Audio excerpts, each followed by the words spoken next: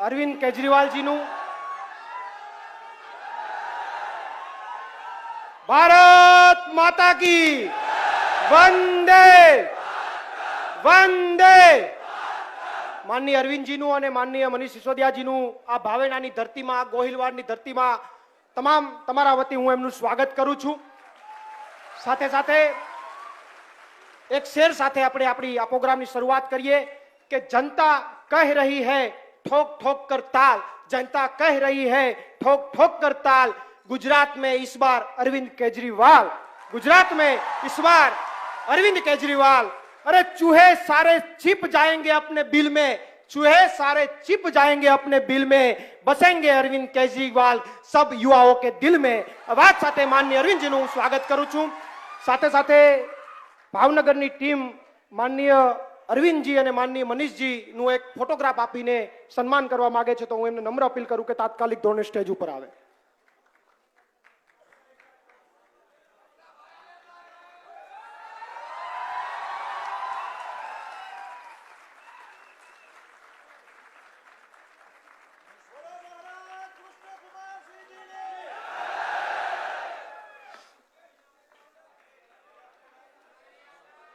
હવે વધારે સમય ન લેતા હું યુવાનો માટે, આદર્શ યુવાનો માટે હર હંમેશ લડતા અને કાયમી માટે યુવાનો માટે જેણે અવાજ ઉઠાવ્યો છે એવા મારા સાથી મિત્ર ભાઈ શ્રી યુવરાજસિંહભાઈ જાડેજાને નમ્ર અપીલ કરું કે પોતાની વાત રજૂ કરે।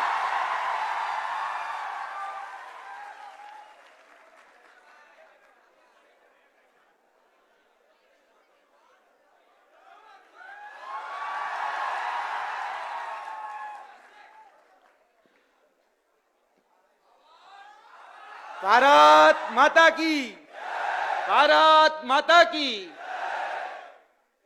पूछવું પડશે કોણ યુવરાજ સિંહ,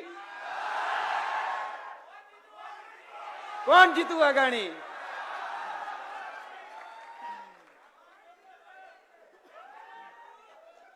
સૌપ્રથમ સ્ટેજ પર બિરાજમાન તમામ મહાનુભાવો અને લોકહિતની લોકશાહીના સ્થાપક એવા દિલ્હીના મુખ્યમંત્રી અને આમ આદમી પાર્ટીના રાષ્ટ્રીય સંયોજક એવા માનનીય કેજરીવાલજીનું ભાવનગરની પવિત્ર ભૂમિ ઉપર ખૂબ ખૂબ સ્વાગત છે સર। ત્યારબાદ જેનું શિક્ષણ મોડલ અને જેની શિક્ષણ વ્યવસ્થા, જેનું કદાચ આખા ભારતમાં તો અત્યારે ચર્ચા થઈ જ છે, પરંતુ વિદેશમાં પણ જેની ચર્ચા થઈ છે એવા આમ આદમી પાર્ટીના કહી શકાય કે દિલ્હીના શિક્ષણ મંત્રી એવા માનનીય મનીષજી સિસોદિયાનું પણ ભાવનગરની ધરતી પર સ્વાગત છે। હવે ક્યાંક ને ક્યાંક આપણે જોઈએ છીએ કે ગુજરાતમાં જે શિક્ષણ વ્યવસ્થા છે, બરાબર, અને ગુજરાતનો જે વિકાસ છે એ તો આપણે જરાક ઘરની બહાર નીકળીએ ત્યાં આપણે ખ્યાલ આવી જાય, જે રીતે પ્રવીણભાઈ વાત કરી એ રીતે કે ભાવનગરમાં જે ઘરની બહાર નીકળીએ ને ત્યાં પહેલો કોઈના દર્શન થાય કે ન થાય, ખાડાના તો થાય જ, એટલે વિકાસ કેટલો ખાડામાં ગયો છે એની ખ્યાલ આવે છે।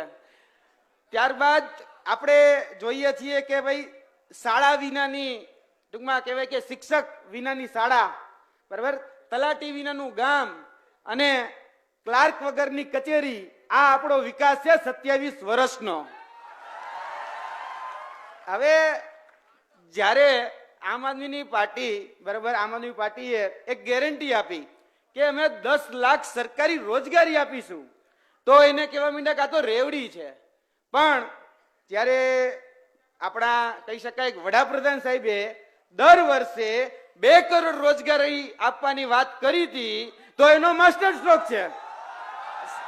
અહીંયા 5 વર્ષના વિઝન સાથે વાત કરે છે તો કે રેવડી છે। પોતાના દોસ્તારોના પૈસા, બરાબર છે, ટેક્સના પૈસા હોય તે એ માફ કરી દે, એની લોન છે એ બધી માફ કરી દે, તો એ બધું શું થઈ જાય તો કે માસ્ટર સ્ટ્રોક। અને ગરીબોની આપણે સારી સવલતો આપીએ, પ્રાથમિક સુવિધાઓ પૂરી પાડીએ, તો કઈ તો રેવડી આપે છે। હવે વધારે કદાચ રેવડીની વાત નથી કરવી, નહીતર કાલે સવારે પછી કઈક છાપામાં બીજું આવશે। પરંતુ આપણા ગુજરાતમાં જે યુવાધન છે, મારી દ્રષ્ટિએ 35 થી 45 લાખ એ યુવાનો એવા છે કે જેના પ્રશ્નો ખૂબ વિશાળ છે. એ પછી સરકારી પરીક્ષાના હોય, બિન સરકારી હોય કે અર્ધ સરકારી ના હોય, એવા ઘણા બધા પ્રશ્નો છે કે જે ખરેખર વિદ્યાર્થીઓની વેદના, વિદ્યાર્થીઓની વ્યથા એ મારા સુધી પહોંચી. આજરોજ મને કહી શકાય એમ તો છેલ્લા 5 દિવસથી મારે એક ચર્ચા ચાલતી હતી જીઆઈએસએફ ના જવાનો સાથે, અને જીઆઈએસએફ ના જવાનોની પણ ક્યાંક ને ક્યાંક મુશ્કેલીઓ છે, એ પણ આપણે સાંભળવી રહી, અને એના નિરાકરણ માટે શું થઈ શકે, બરાબર, એ કેજરીવાલજી સાથે ડિસ્કશન કરી કે ભાઈ આપણે હમણાં નિરાકરણ શું લાવી શકીએ. ઘણા બધા ઇસ્યુઝ છે, એની ઉપર હું વિગતવાર આગળ જતા ચર્ચા કરીશ. પરંતુ કે આજે અત્યારે જે પરિસ્થિતિ અને જે માહોલ છે એ યાદ રાખજો કે ગુજરાતમાં આ ભાવનગરની ભૂમિ છે અને ક્રાંતિની ભૂમિ છે. અખંડ ભારતમાં સૌપ્રથમ પોતાનું રજવાડું, બરાબર, એકતા માટે આપવા માટે જેને અર્પણ કરી દીધું હતું, અર્પણ કર્યું હતું, બરાબર, કોઈ લઈ નથી લીધું. એટલે ક્યાંક એવું કહેવામાં આવે કે લઈ લીધું, છીન્યું નહીં, અર્પણ કર્યું સામે આવીને. આ એ જ ભૂમિ છે કે જે અત્યારે ક્રાઉડ જે હું જોઈ રહ્યો છું કે પરિવર્તન, બરાબર છે, એ પરિવર્તનની શરૂઆત પણ ભાવનગરથી થશે જ એવો મને સંપૂર્ણ વિશ્વાસ છે. અને તમે પણ, આપણા કેજરીવાલજી હાજર છે, મનીષજી હાજર છે, શું પરિવર્તન આવશે? ક્રાંતિ આવશે? તો વાંધો નહીં, તો લાવવાની જ છે. હવે ઘણા બધા જે યુવાનોના પ્રશ્નો છે એ પ્રશ્નોની વિગતવાર ચર્ચામાં કહી શકાય કે જે લોકો घना समय थी, सर यहाँ पे केजरीवाल जी एक तलाटी की एग्जाम आती है, उसको हम हिंदी में पटवारी कहते हैं. तो तलाटी की जो एग्जाम है वो 2018 में अनाउंस हुई थी, उसका एप्लीकेशन निकला था, लेकिन अभी तक 5 साल हो गए उस तलाटी की एग्जाम कंडक्ट ही नहीं हो पा रही से, क्योंकि पहले से इसमें फॉर्म ज्यादा भरे कि ऐसा बहाना निकाला दिया कि यहाँ पे बहुत ज्यादा फॉर्म भरे हुए, ये इसलिए हम कंडक्ट नहीं करते. दूसरी बार रिफॉर्म करवा गया तो भी ये लोग अपनी जो एग्जाम होते हैं, जो राजकीय एग्जाम, वो टाइम टू टाइम कर लेते हैं, लेकिन यहाँ पे जो सरकार की, जो गवर्नमेंट की एग्जाम है वो टाइम टू टाइम नहीं करते. और टाइम टू टाइम जो भी एग्जाम होती है उसमें सबसे ज्यादा दिक्कत जो होती है वो है पेपर लीकेज की. यहाँ पे 12 बार पेपर लीकेज का मामला सामने आया. मैं ये नहीं कह रहा हूं कि पेपर लीकेज बार हुआ, 12 बार सामने आया. प्रवीण भाई जયારે વાત કરતા હતા ત્યારે એને કીધું 12 વખત પેપર ફૂટ્યા નહીં, 12 વખત પેપર ફૂટવાની ઘટના થઈને સામે આવી. અને પેપર ફૂટવાની ઘટના જ્યારે સામે આવે ત્યારે વન સ્ટેપ કાર્યક્રમ થાય છે કે પરીક્ષા રદ. અને ત્યારબાદ જે વિદ્યાર્થીઓની ખરેખર જે મૂંઝવણ હોય છે, મૂંઝવણ સાંભળનાર કોઈ નહોતું. હું કચેરીઓમાં ધક્કા ખાતો, તમે બધા કચેરીઓમાં ધક્કા ખાતા, તમે બધા તાજના સાક્ષી છો કે જાય ગૌણ સેવામાં, જાય પંચાયત વિભાગમાં, જાય અન્ય વિભાગમાં, શિક્ષક વિભાગમાં જઈએ, એક પણ કર્મચારી ન જવાબ આપે, ન કોઈ મંત્રી જવાબ આપે, ન ભાજપના સરકારના કહી શકે કે જે મોવડી મંડળ હતું, બરાબર છે, મુખ્યમંત્રી હોય, શિક્ષણ મંત્રી હોય કે પછી ગૃહ રાજ્ય મંત્રી હોય, એ એક પણ વાર સાંભળે નહીં ને સમજે નહીં. અને આ લોકોને કદાચ કહી શકાય ને ક્રેડિટ, ખોટી ક્રેડિટ લેવાનો એક લાવો થઈ ગયો છે. પહેલા તો નિયમો એવા બનાવવાના કે વિસંગતતા ભર્યા હોય. પીએસઆઈ ના નિયમોમાં આપણે બધા જાણીએ છીએ, તમે બધા વિદ્યાર્થીઓ છો એટલે ખ્યાલ છે કે 15 ગણા 8 ગણાનો નિયમ લાવ્યા, અને પછી એને કાઢવા માટે આંદોલન કરવું પડે, અને આંદોલન થાય તો ક્રેડિટ એને દેવાની, વિદ્યાર્થીઓને કઈ નહીં કે ભાઈ અમે નિયમ લાવ્યા, ઈ જ નિયમ અમે કાઢ્યો, એમાં ક્રેડિટ. હમણાં એલઆરડી 2018 ના વેઇટિંગ ના ઉમેદવારો છે, પેંડા ખાઈ આવ્યા, પેંડા ખવડાવી દીધા, હજી સુધી વેઇટિંગ નથી આપ્યું. એક એજન્સીને એ લોકો હાયર કરે કોમ્પ્યુટર પ્રોફિશિયન્સી ટેસ્ટ લેવા માટે, સીપીટી, બરાબર. અને એ કોમ્પ્યુટર પ્રોફિશિયન્સી ટેસ્ટ લેવામાં એ એજન્સીની ટૂંકમાં ભૂમિકા હોય, અને એ ભૂલ કરે તો 3-4 વખત મારા સિનિયર ક્લાર્કના ઉમેદવારો ફરીથી પરીક્ષા આપે છે. અને આ કરડી અને કહી શકાય કે નરી અને કડવી વાસ્તવિકતા છે કે હવે યુવાનોએ જાગવું પડશે. પ્રશ્નો પુષ્કળ છે, કદાચ વિગતવાર ચર્ચા કરવા બેસું તો આખો કાર્યક્રમ એના ઉપર થાય, પરંતુ હવે પ્રશ્નો છે તો એનું નિરાકરણ શું હોઈ શકે. ઘણી બધી જગ્યાએ ઘણા બધા ઇસ્યુ છે, બરાબર. અને નોકરીમાં જે રીતે પરિવારવાદ, ઓળખાણવાદ, લાગવકશાહી જે ચાલે છે ને એ બંધ કરવા માટે હવે આપણી પાસે એક સક્ષમ વિકલ્પ આવી ગયો છે, અને છે આમ આદમી પાર્ટી. આમ આદમી પાર્ટી વતી હું તમને ગેરંટી આપું છું કે ગુજરાતમાં આમ આદમી પાર્ટીની સરકાર બનશે એટલે સૌપ્રથમ જે 10 લાખ રોજગારીની વાત કરી છે ને એમાં 1 લાખ રોજગારી 1 મહિનામાં કઈ રીતે જાહેર થાય અને એના સમયસર એટલે કેવું કે ના ખાલી જાહેરાત નહીં, જે ભારતીય જાહેરાત પાર્ટી કરે છે એવી જાહેરાત નહીં, ભારતીય જુમલા પાર્ટી જે રીતે જુમલા આપે છે એ રીતે નહીં. અહીંયા ટાઈમ ટેબલ હશે કે પ્રિલિમિનરી ક્યારે લેવાશે, મુખ્ય પરીક્ષા ક્યારે લેવાશે, એની સીપીટી ક્યારે લેવાશે અને એનું રિઝલ્ટ ક્યારે આવશે એની તારીખ પણ હશે અને તારીખની સાથે નિમણૂક પત્ર ક્યારે મળશે ત્યાં સુધીનું આયોજન છે અમારું. સાહેબ કોઈ હવામાં ગોળીબાર નથી કરતા, હવામાં વાતો નથી કરતા. ઘણા બધા પ્રશ્નો છે. બાળક તૈયારી કરવાનું શરૂ કરે અને કદાચ 5-5, 6-6 વર્ષ તૈયારી જ કરે છે, નોકરી નથી મળતી અને નોકરી માટે વલખા મારવા પડે છે અને પોલીસના દંડા તો ખાવા જ પડે. આંદોલન કરીએ એટલે એક્ઝામ રદ થાય એટલે ફરીથી પાછો એકડો ઘૂંટવાનો. અત્યારે જે નવી સ્કીમો આવે છે અગ્નિવીર, બરાબર, એ ખરેખર પેન્શન એમના મળતિયા ટૂંકમાં એમના એમએલએ હોય એને મળે, પણ અગ્નિવીર જવાનો જે છે તે દેશની સુરક્ષા કરે છે એ લોકોને પેન્શન નહીં, એ લોકોને કોઈ મેડિકલ સુવિધાઓ નહીં. ખરેખર ચોકીદાર બનાવવાના છે. હવે વધારે સમય ન લેતા આપણા ઘણા બધા પ્રશ્નો છે અને પ્રશ્નો સાંભળવા માટે છે દિલ્હીથી એક કહેવાય કે એમએલએ, બરાબર, અને આમ કહીએ તો મુખ્યમંત્રી અને શિક્ષણ મંત્રી એ તમારા પ્રશ્નો સાંભળવા માટે આવ્યા છે. તો હું બધાને વિનંતી કરું છું કે તમારા પ્રશ્નો આપણે કેજરીવાલજી સમક્ષ મૂકીએ, એના નિરાકરણ માટે શું થઈ શકે એ આપણે જોઈએ. અને આવનાર દિવસોમાં 2022માં આપણે આમ આદમી પાર્ટીના જે સરકાર છે એ લાવવાની જ છે અને જે પણ આપણા મૂળ પ્રશ્નો છે એમાં નિરાકરણ લાવવાનું છે. વધારે સમય નહીં લેતા હું આગળનો દોર એ પ્રવીણભાઈને સોંપીશ અને ત્યારબાદ કહી શકાય કે કેજરીવાલજી વાત કરશે આગળ. જય હિન્દ, જય ભારત. ખૂબ ખૂબ આભાર યુવરાજસિંહ એક વાત કરી કે પોલીસના દંડા, પણ મને એવું લાગે છે કે હવે પોલીસ દંડા મારશે કે મજબૂરીમાં મારવા પડે, એવું ન હોય કે ન મારે, મજબૂરીમાં મારવા પડે, પણ હવે પણ મજબૂરીમાં મારવા પડશે તો એને ગ્રેડ પે પગાર વધારો એ તો યાદ આવવાનું જ છે વચ્ચે. હવે હું આપણી વચ્ચે એક એવા વ્યક્તિ બેઠા છે કે જેમને ખેડૂતોના મસીહા કહેવાય અને ખેડૂતોના મસીહાની સાથે સાથે જેણે કાયમી માટે યુવાનોનો અવાજ પણ બુલંદ કરવાનું કામ કર્યું છે. અનેક યોજનાઓ, અનેક ફિક્સ પ્રથા, કોન્ટ્રાક્ટ, એના માટે અવાજ ઉઠાવવાનું જેણે કામ કર્યું છે એવા માનની સુદાનભાઈ ગઢવીને હું નમ્ર અપીલ કરું કે આપણી વચ્ચે વાત કરે.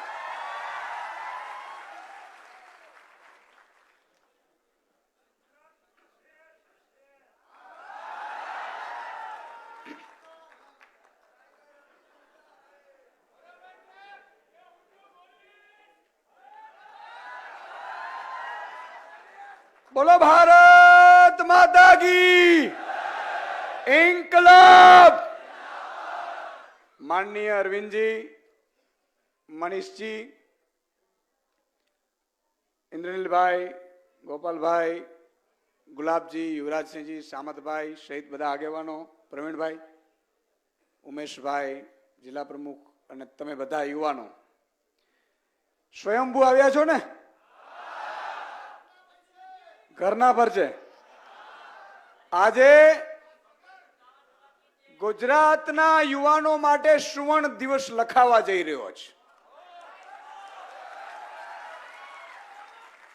અને હું બુચસિયાઓને કહેવા માંગુ છું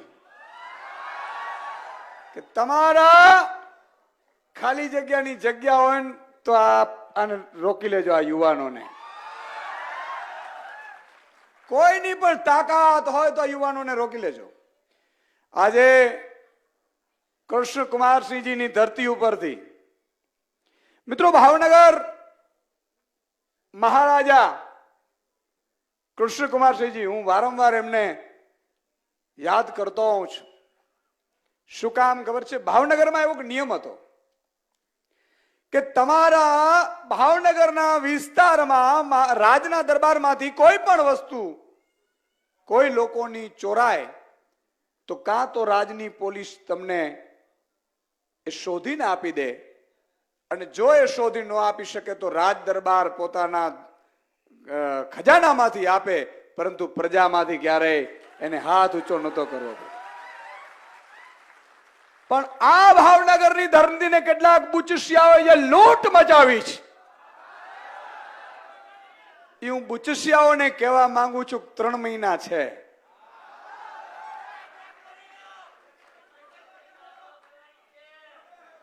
તમારામાં તાકાત હોય એમાં છુપાઈ જજો. પાતાળમાંથી કાઢીને જો વસૂલાત ન કરીએ તો માનજો કે રાજનીતિમાં નહોતા આવ્યા. ધરતીમાંથી કાઢીશું. પણ મિત્રો આજે જે આનંદના સમાચાર આપણા માટે એ છે, મેં જયારે વાત કરી અરવિંદ કેજરીવાલજીને, અચ્છા મને એ કહો, દુનિયામાં અત્યારે ઈમાનદાર કોણ લાગે છે? સાચું બોલો, કોણ લાગે છે? હવે આ ભાજપ વાળા ઈ સમજતા નથી કે જેમની ઓળખ છે એને તમે મિટાવી શકો ખરા?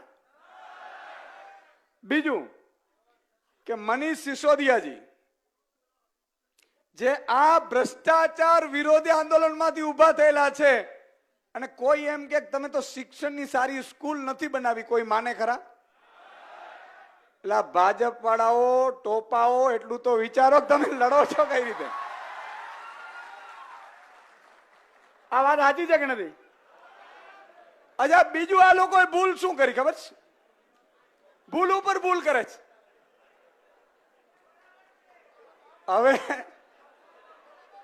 હવે આ લોકોને હવે આમાં શું છે? વિનાશકાળે વિપરીત બુદ્ધિ. એમને એવું હતું કે ગુજરાત તો અમે જેમ કરીએ એમ ચાલે, પણ એને ખબર નથી કે ગુજરાત કરતા હતા ત્યારે કોંગ્રેસ હતી ને. હવે આ મારા યુવાનો છે, જાંબાજ યુવાનો, શેર જેવા, અને હવે દિવસો ગણે ઈ લોકો વિચાર કરે છે ચૂંટણી 60 દિવસે લાવી એક 62 દિવસે, 2 દિવસ વધારે કરી લો. સાચું છે કે નહીં? મિત્રો સવાલ ઈ છે, મને બહુ આનંદ એ થયો, આમ તો આપણે જ્ઞાતિ જાતિ ધર્મથી ઉપર છીએ, પણ અને આપણી રાજનીતિ પણ ઈ છે, રાજનીતિ કરવા નહીં બદલવા આવ્યા છે, પણ ઈ ટોપાઓને ખબર હોવી જોઈએ કે વંશજ શું છે. બરોબર? ઈ મહારાષ્ટ્રની સરકાર પાડે, અસમની સરકાર પાડે, પશ્ચિમ બંગાળમાંથી પડે, પણ ઊંધે ચડી ગયા. ભૂલ પડી ગઈ. તમે વિચાર કરો કે હલ્દી ઘાટીમાં, સાહેબ હલ્દી ઘાટીના ડુંગર ઉપર એમ કહેવાય કે પથ્થરોની વચ્ચે જે માણસે રહ્યો હોય, મહારાણા પ્રતાપ, અને મહારાણા પ્રતાપ એમ કહેવાય કે જે દિવસે અકબરને એવું કહી દીધું હતું, દુસાજી આડા નામના ચારણે કીધેલું કે જ્યાં સુધી રાણો જીવે ને ત્યાં સુધી તારી તાકાત નથી મેવાડમાં પગ મૂકી શકે. અને મિત્રો ઈ લોહી ગમે તે હોય, હું એમ કહું છું કે લોહી જાય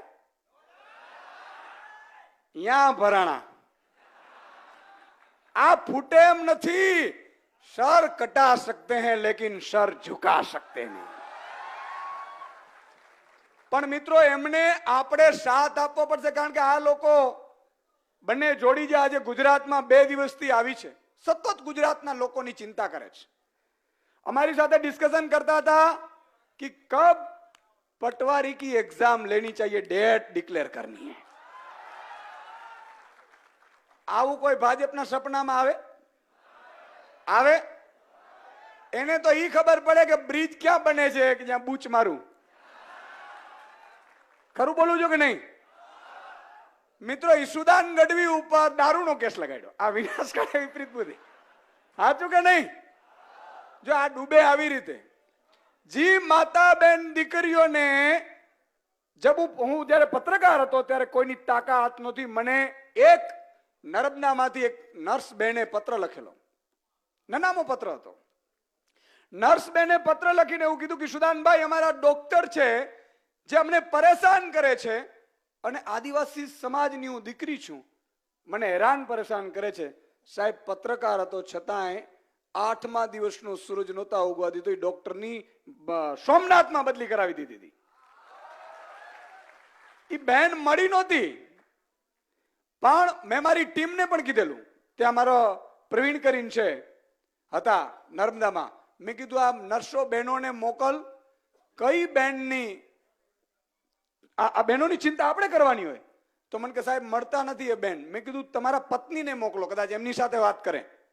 આપણે શોધ્યા મિત્રો. કહેવાનો ભાવાર્થ એ છે કે જ્યારે આપણે મા બેન દીકરીઓની સુરક્ષા માટે માથું કપાવી શકતા હોય, છેડતી કરે. આ ડબ્બાઓને રાજનીતિ કરતા જ આવડતી નથી. સાચું કે નહીં? આમની ઉપર ભ્રષ્ટાચારના આક્ષેપ કરે કે જે માણસ કટ્ટર ઈમાનદાર છે. હવે આ બધું પેલું નક્કી કે જાવા વાળું થયું છે બધું. પણ મિત્રો આજે આનંદના સમાચાર ઈ છે, આજે યુવાનો સાથે બેસીને આપણે જો વાયદાઓ, ઘણા લોકો એવું કહેતા હતા કે 10 લાખ ક્યાંથી લાવતો, 2 લાખ ક્યાંથી લાવતો, નહીં કે આઝાદી સુધી નહીં 5 લાખ છે ને, એ તો ટોપાઓ તમારી સરકાર છે એટલે છે. આવડત જોઈએ કે નહીં મિત્રો? આ નિયત સાફ જોઈએ. આજે અરવિંદ કેજરીવાલજીની ગુજરાતમાં એન્ટ્રી થઈ, ધ્રુજારી છૂટી ગઈ છે. અને આજે મને ખબર છે તમે અહીંથી આ જાહેરાત થશે, આખા ગુજરાતના 50 લાખ બેરોજગાર યુવાનો દિવાળીની જેમ મનાવશે. અને ક્રાંતિ છે ને એ યુવાનો જ લાવી શકે. સાચું કે નહીં? બદલાવ યુવાનો જ લાવી શકે.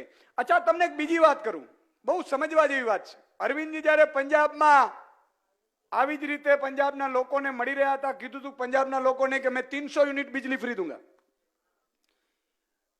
વિરોધ કર્યો, ન પહોંચ્યો તો કવિને ઉભો કર્યા.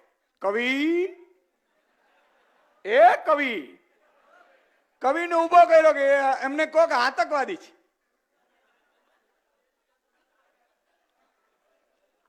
ભાજપ હું કરી કે હવે તમે વિચાર કરો, પંજાબની જનતાએ જડબા તોડ જવાબ આપ્યો મિત્રો, 92 સીટ આપી હતી. આમણે મનીષજી ઉપર સીબીઆઈ ની રેડ કરીને તમારા અને મારા બાળકોના ભવિષ્ય સાથે ખિલવાડ કર્યો છે. જવાબ આપવો જોઈએ કે ન આપવો જોઈએ? આપવો જોઈએ કે ના આપવો જોઈએ? હાથ ઊંચો કરીને મને કહો, આપવો જોઈએ કે ના આપવો જોઈએ? ગુજરાતમાંથી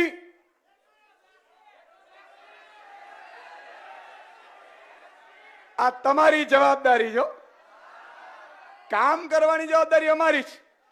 પણ આ સરકાર, કારણ કે તમારી સરકાર બનાવવાની છે ને તમારા માટે, તો ઘરે ઘરે જવું પડશે. યસ, પાકું? અચ્છા, મમ્મી પપ્પાને પછી કહેવાનું છે ઈ ભાજપમાં નો આપી દે, પાછા મરી જઈએ. હા, એક યુવાન આવ્યો મારી પાસે, મને કે સુદાનભાઈ બહુ જ તકલીફ છે, બહુ જ પીડા છે. મેં કીધું શું કામ?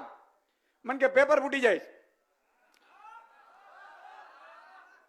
આજે મનીષજીને કેજરીવાલ સાહેબ કહેશે કે પેપર કઈ રીતે ના ફૂટે ને એના પણ સૂત્રો હોય, આખી સિસ્ટમ હોય.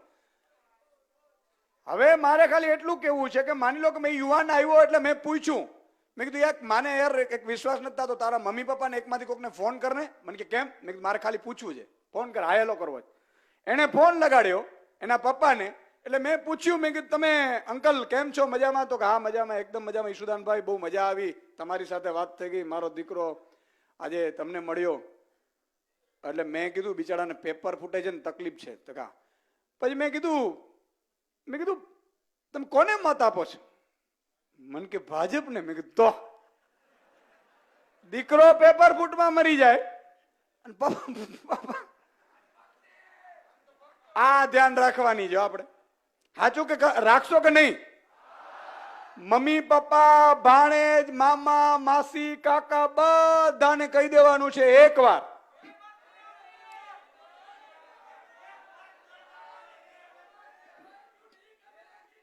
હે પાકું? બસ તો આજે વધારે મારે એટલા માટે નથી કહું કારણ કે સાહેબે બોલવાના છે, જાહેરાત કરવાની છે, તમારી સાથે પણ ચર્ચા કરવાની છે. પણ એક મારી વિનંતી હું બધે કરું છું, તમે પાડો કે ન પાડો મને ખબર નથી, 100 વ્યક્તિને જોડવાની. હાથ ઊંચો કરીને મને વચન આપો જોઈએ. જોડશો બધા? આપણું સૂત્ર છે ખબર છે ને, વટ વચન. માથું જાય પણ વચન ન જાય. 100 જોડવાના છે. અને આજે તમને જાહેરાત જે સાહેબ કરે છે માનનીય અરવિંદ કેજરીવાલજી, ઈ જાહેરાત એક એક યુવાનને પહોંચાડવાની છે. આજે આપણી સાથે વધુ એક તમારા જેને તમે આદર્શ માનો છો, એમણે પણ ગઈકાલે રાત્રે નક્કી કર્યું છે કે હું પણ આમ આદમી માટે કામ કરીશ. એ આજે જોઈન્ટ થશે. કોણ હશે? કોણ હશે? હા, સમ્રાટ.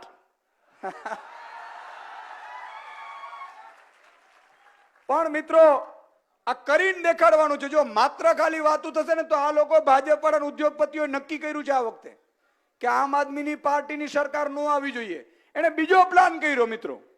હમણાં ભાજપ વાળો બેઠો તો મેં પૂછ્યું મેં તમારી શું ગણતરી છે? મને કે અમારી 70 આવી જાય ને 20 કોંગ્રેસની આવી જાય ને તો અમે સરકાર બનાવી લઈશું.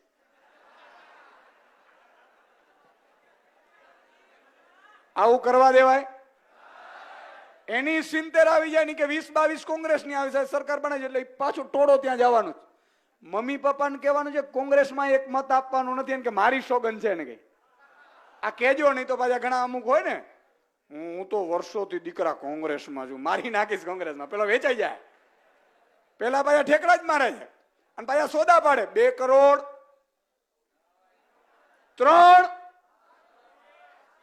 5 6 બોલો. અને આ લોકોનો ભાજપનો ધંધો જ સરકારો તોડવાનું છે. આ તો ઠીક છે કે અરવિંદ કેજરીવાલજી સાહેબ 28 ધારાસભ્યો આપણા લે લો, સીએમ પદ લે લો. હે, આ બધું કેમ બોલો? રેવડી પાસે પોતી કરે.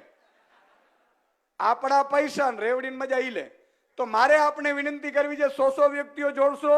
આ વખતે 2 મહિના છે ખાલી, 60 દિવસ.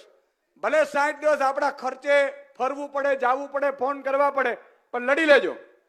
બરાબર? બોલો ભારત માતા કી. खूब खूब आभार ईशुदान भाई। माननीय अरविंद जी, मैं एक आपसे बात जताना चाहता हूं कि आपने मेरे गुजरात के सभी युवाओं को लड़ने की ताकत दी है। उसका प्रमाण है कि जब आपने ग्रेड पे के मुद्दे पे जब बात की, पुलिस के ग्रेड पे के मुद्दे पे, और उसके बाद जो सरकार में हड़कंप मच गया, और उसके बाद आज की गुजरात की स्थिति यह है कि 15,000 आरोग्य के कर्मचारी, जो एमपीएसडब्ल्यू एफएसडब्ल्यू है वो, तलाटी मंत्री, आशा वर्कर बहन, ये सभी लोग, एनआरएचएम के कर्मचारी, ये सभी लोग 10 दिन से हड़ताल पर चले गए हैं और सरकार को बता रहे हैं कि तुम नहीं सुनोगे तो अरविंद जी सुनेंगे हमारी बात। तो आ ताकत गुजरात ने आपी छे। हूँ एक एवा युवा व्यक्ति, युवानोना आदर्श अने जेने बोलवामां खूब मजा आवे, सांभळवानी मजा आवे अने निडरताथी बोले, ताकतथी बोले एवा आम आदमी पार्टीना प्रदेश अध्यक्ष गोपालभाई इटालियाने विनंती करूं कि आपनी वच्चे वात करे।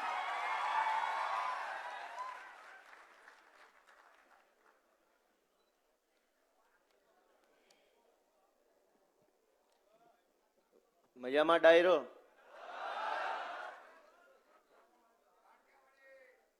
ભારત માતા કે.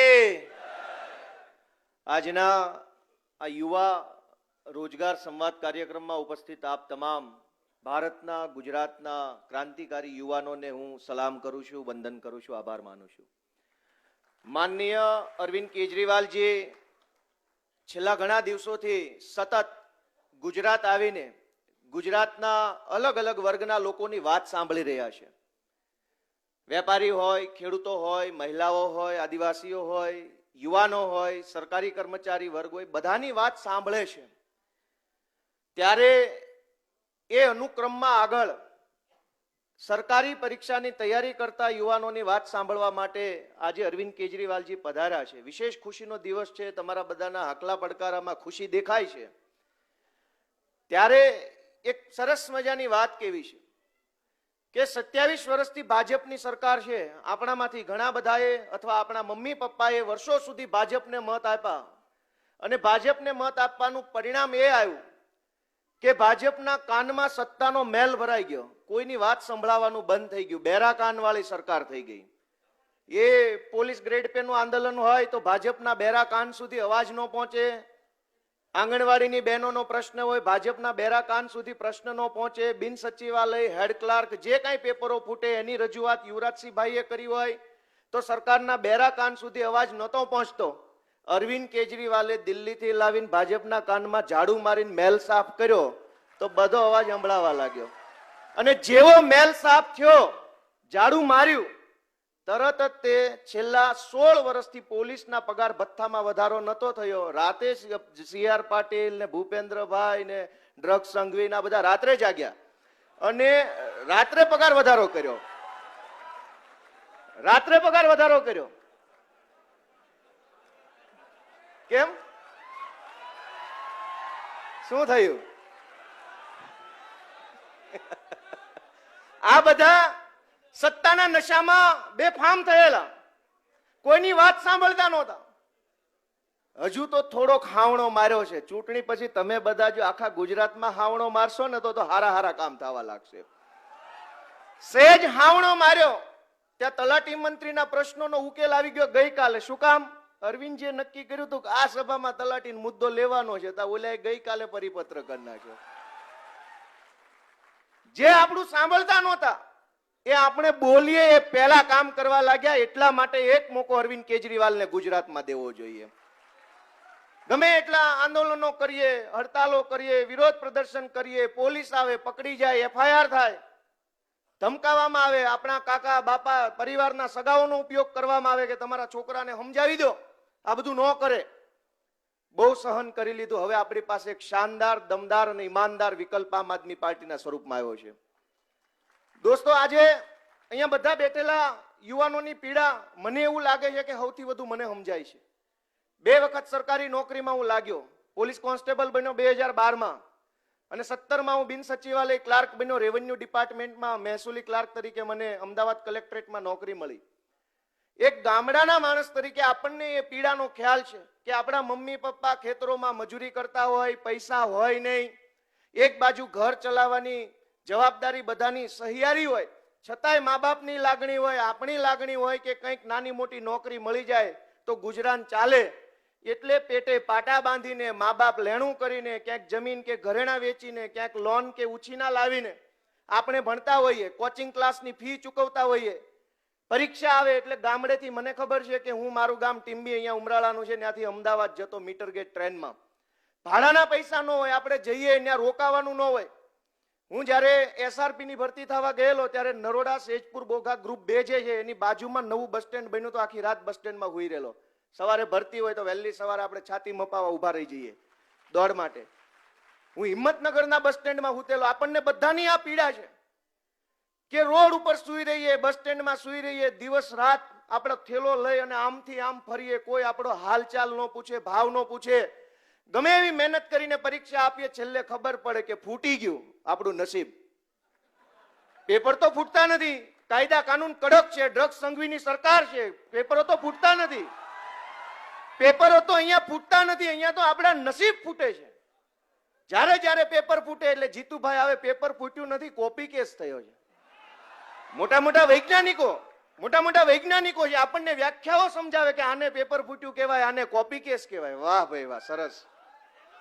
આપણને સમજાવે કે ના ના ના ના, આ પેપર ફૂટ્યું ન કહેવાય, આમાં તો સીલ તૂટી ગયેલું છે કે કવરનું. વાત સાચી છે કે ખોટી? જે લોકો, દોસ્તો, એક ક્રાંતિની શરૂઆત આપણે બધાએ કરવા. આપણે કોઈના ભરોસે નથી રહેવું. પોલીસ કોન્સ્ટેબલ તરીકે સારામાં સારી નોકરી હતી મારી પાસે. પોલીસ સ્ટેશનની અંદર પણ સારી જગ્યાએ કામ કરતો હું, ટેબલ ઉપર ઇન્વેસ્ટિગેશનમાં. કોઈ સમયે એવું થયું કે હારું આખી જિંદગી આ કાગળ પેન લઈને લખ્યા કરશું તો ગામનું તો શું, આપણું હારું નહીં કરી શકીએ. તો જો આખા દેશનું, આખા સમાજનું, તમામ લોકોનું કંઈક સારું કરવું હોય તો એક વિશાળ પ્લેટફોર્મ પર જોડાય અને મોટું કામ કરવાનું સપનું લઈને આગળ વધવું પડશે. એક ઝાટકે નોકરી મૂકી, કેમ મૂકી તમને બધાની ખબર છે. અને આમ આદમી પાર્ટીમાં જોડાયા, એક લડાઈ લડવા નીકળ્યા છીએ. અરવિંદ કેજરીવાલે 2012માં લડાઈ ચાલુ કરી. લોકો તો ટીકા ટિપ્પણી કરતા હોય. આજ જ્યારે આપણે, મને એ પીડાનો ખ્યાલ છે, 2009માં પોલીસ કોન્સ્ટેબલ લોકરક્ષક તરીકે ફોર્મ ભર્યું, 10માં પરીક્ષા આવી, 11 સુધીમાં મેરિટ કમ્પ્લીટ થયું. ભાઈ મેરિટમાં આવી ગયા, કોલ લેટરના ઠેકાણા નહીં, ગામવાળા, કુટુંબવાળા, આજુબાજુના પડખેવાળા મેણા મારે કે આ ખોટો છે, આ નોકરીમાં નહીં લાગ્યો હોય. વાત સાચી છે કે ખોટી? લેખિત પરીક્ષા પતી જાય, લેખિતમાં આપણે સારા માર્ક આવ્યા હોય, પછી સીપીટી કોમ્પ્યુટર ટેસ્ટ બાકી હોય, અથવા તો કોઈ ઇન્ટરવ્યુ આવતું હોય તો ઇન્ટરવ્યુ બાકી હોય, આપણે આપણા ગામને, કુટુંબને, બહેનોને, બનેવીને, જમાઈને બધાને કહી દીધું હોય કે ભાઈ ગોપાલ લાગી ગયો છે, હવે એને મેરિટ સારું છે. 2 વર્ષ સુધી ઇન્ટરવ્યુ ન આવે, સામેવાળા મેણા મારે કે તારું વેહવાળ ગોતવું છે, થાય એમ હોય તો કે, નહીતર હીરામાં બેહી જા બોર તળાવ જઈને. આપણને એમ કહેવામાં આવે કે ભાઈ હીરામાં બેહી જા. તમે નહીં માનો, પોલીસની પરીક્ષામાં લેખિત, ગ્રાઉન્ડ, ઇન્ટરવ્યુ સિસ્ટમ હતી. અમારા વખતે ઇન્ટરવ્યુ રાજકોટ ઘંટેશ્વરમાં થયેલું. ઇન્ટરવ્યુ બધું પતી ફાઇનલ મેરિટમાં આવ્યા પછી કોલ લેટર ન આવવાના કારણે કુમુદવાડીમાં હીરાના કારખાના મેં 2 વર્ષ કાઢ્યા. ગામને એમ થઈ ગયું કે હીરામાં બેહી ગયા. આ બધી આપણા બધાની આ હાલત છે કે નહીં? મને તમે કહો. આપણા બધાની આ પીડા છે. એક બાજુ લગ્ન કરવાની ઉંમર હોય, વાટે બેઠા હોય, નોકરીનું થઈ જાય તો પછી આગળનું થાય, નો નોકરી મળે, નો આગળનું કાંઈ થાય, ગાડી એમ નામ રહી જાય. આ પીડા જીતુભાઈ ને કે ડ્રગ્સ સંઘવીને કે ભૂપેન્દ્રભાઈ ને એટલા માટે નથી સમજાતી કે એ આપણી જેટલું ભણ્યા નથી. 8 ચોપડા 9 ચોપડા ભણી ભણીને મંત્રી તંત્રી સંત્રી થઈ ગયા છે. અહીંયા બધા જે બેઠા છે એ બધા જીતુભાઈ વાઘાણી કરતા વધુ ભણેલા છે, અને એટલા માટે એને આપણી પીડા ન સમજાય. 8 ચોપડી પાસ ગૃહમંત્રી લ્યો આવી ગયા, અમે કાકા બાપાના છોકરા, તું ગૃહમંત્રી, હું શિક્ષણ મંત્રી. આવી રીતે સરકાર હાલે, આવી રીતે સરકાર હાલે. આપણે ભણી ગણી ડિગ્રી લઈ મહેનત કરી લાઇબ્રેરીઓની અંદર કલાકોના કલાકો સુધી વાંચીએ, પરીક્ષા આપીએ, પેપર ફૂટે, પેપર ન ફૂટે તો હાઈકોર્ટમાં જાય, તારીખ પે તારીખ, તારીખ પે તારીખ, મુદતું ભરવાની, ફંડ ફાળો કરવાનો. અહીંયા ફોર્મ ભરવાના પૈસા ન હોય, પણ દર મુદતે વકીલશ્રીને આપવાના પૈસાનો ફંડ ફાળો કરવો પડે, અને છેલ્લે પછી કોથળામાંથી બિલાડું નીકળે, જેમ હમણાં લોકરક્ષક વાળામાં નીકળ્યું એમ. આ પીડાનો કાયમી ઈલાજ કરવો જોઈએ કે ન કરવો જોઈએ? આ પીડાનો કાયમી ઈલાજ આંદોલન નથી. આ પીડાનો કાયમી ઈલાજ ધરણા, હડતાલ કે વિરોધ પ્રદર્શન નથી. આ પીડાનો કાયમી ઈલાજ છે કે સરકારમાં બેઠેલા માણસો બદલો, ઈમાનદાર ભણેલા ગણેલા અરવિંદ કેજરીવાલ ને આમ આદમી પાર્ટીની સરકાર લાવો. પીડાનો કાયમી ઈલાજ આ છે. દિલ્હીમાં 7 વર્ષથી અરવિંદજીની સરકાર છે. કોઈએ સાંભળ્યું ક્યાંય પેપર ફૂટ્યું એવું? પેપર ફૂટવાની વાત જવા દો, રોડમાં ખાડો ન પડે એવી ઈમાનદાર સરકાર છે. અને અહીંયા તમે બધા આવ્યા હશો જે ગામથી, સરસ મજાનો રોડ જોઈને આનંદથી આવ્યા હશો. હારા રોડેથી આવ્યા ને બધા? મને હમણાં 2 દિવસ પહેલા એવું થયું કે હું એક જગ્યાએ જાતો હતો પ્રોગ્રામમાં હાજરી આપવા, રસ્તો ભૂલો પડ્યો એટલે બીજા રસ્તે ચડી ગયો. એટલે એને થોડોક નોર્મલ હારો રસ્તો આવ્યો ઘડીક, એટલે ફોનમાં મેં કીધું કે હું આ જગ્યાએ છું, તો કે રોડ હારો છે ખરાબ? મેં કીધું હારો. તો કે એ અમારું ગામ નહીં હોય,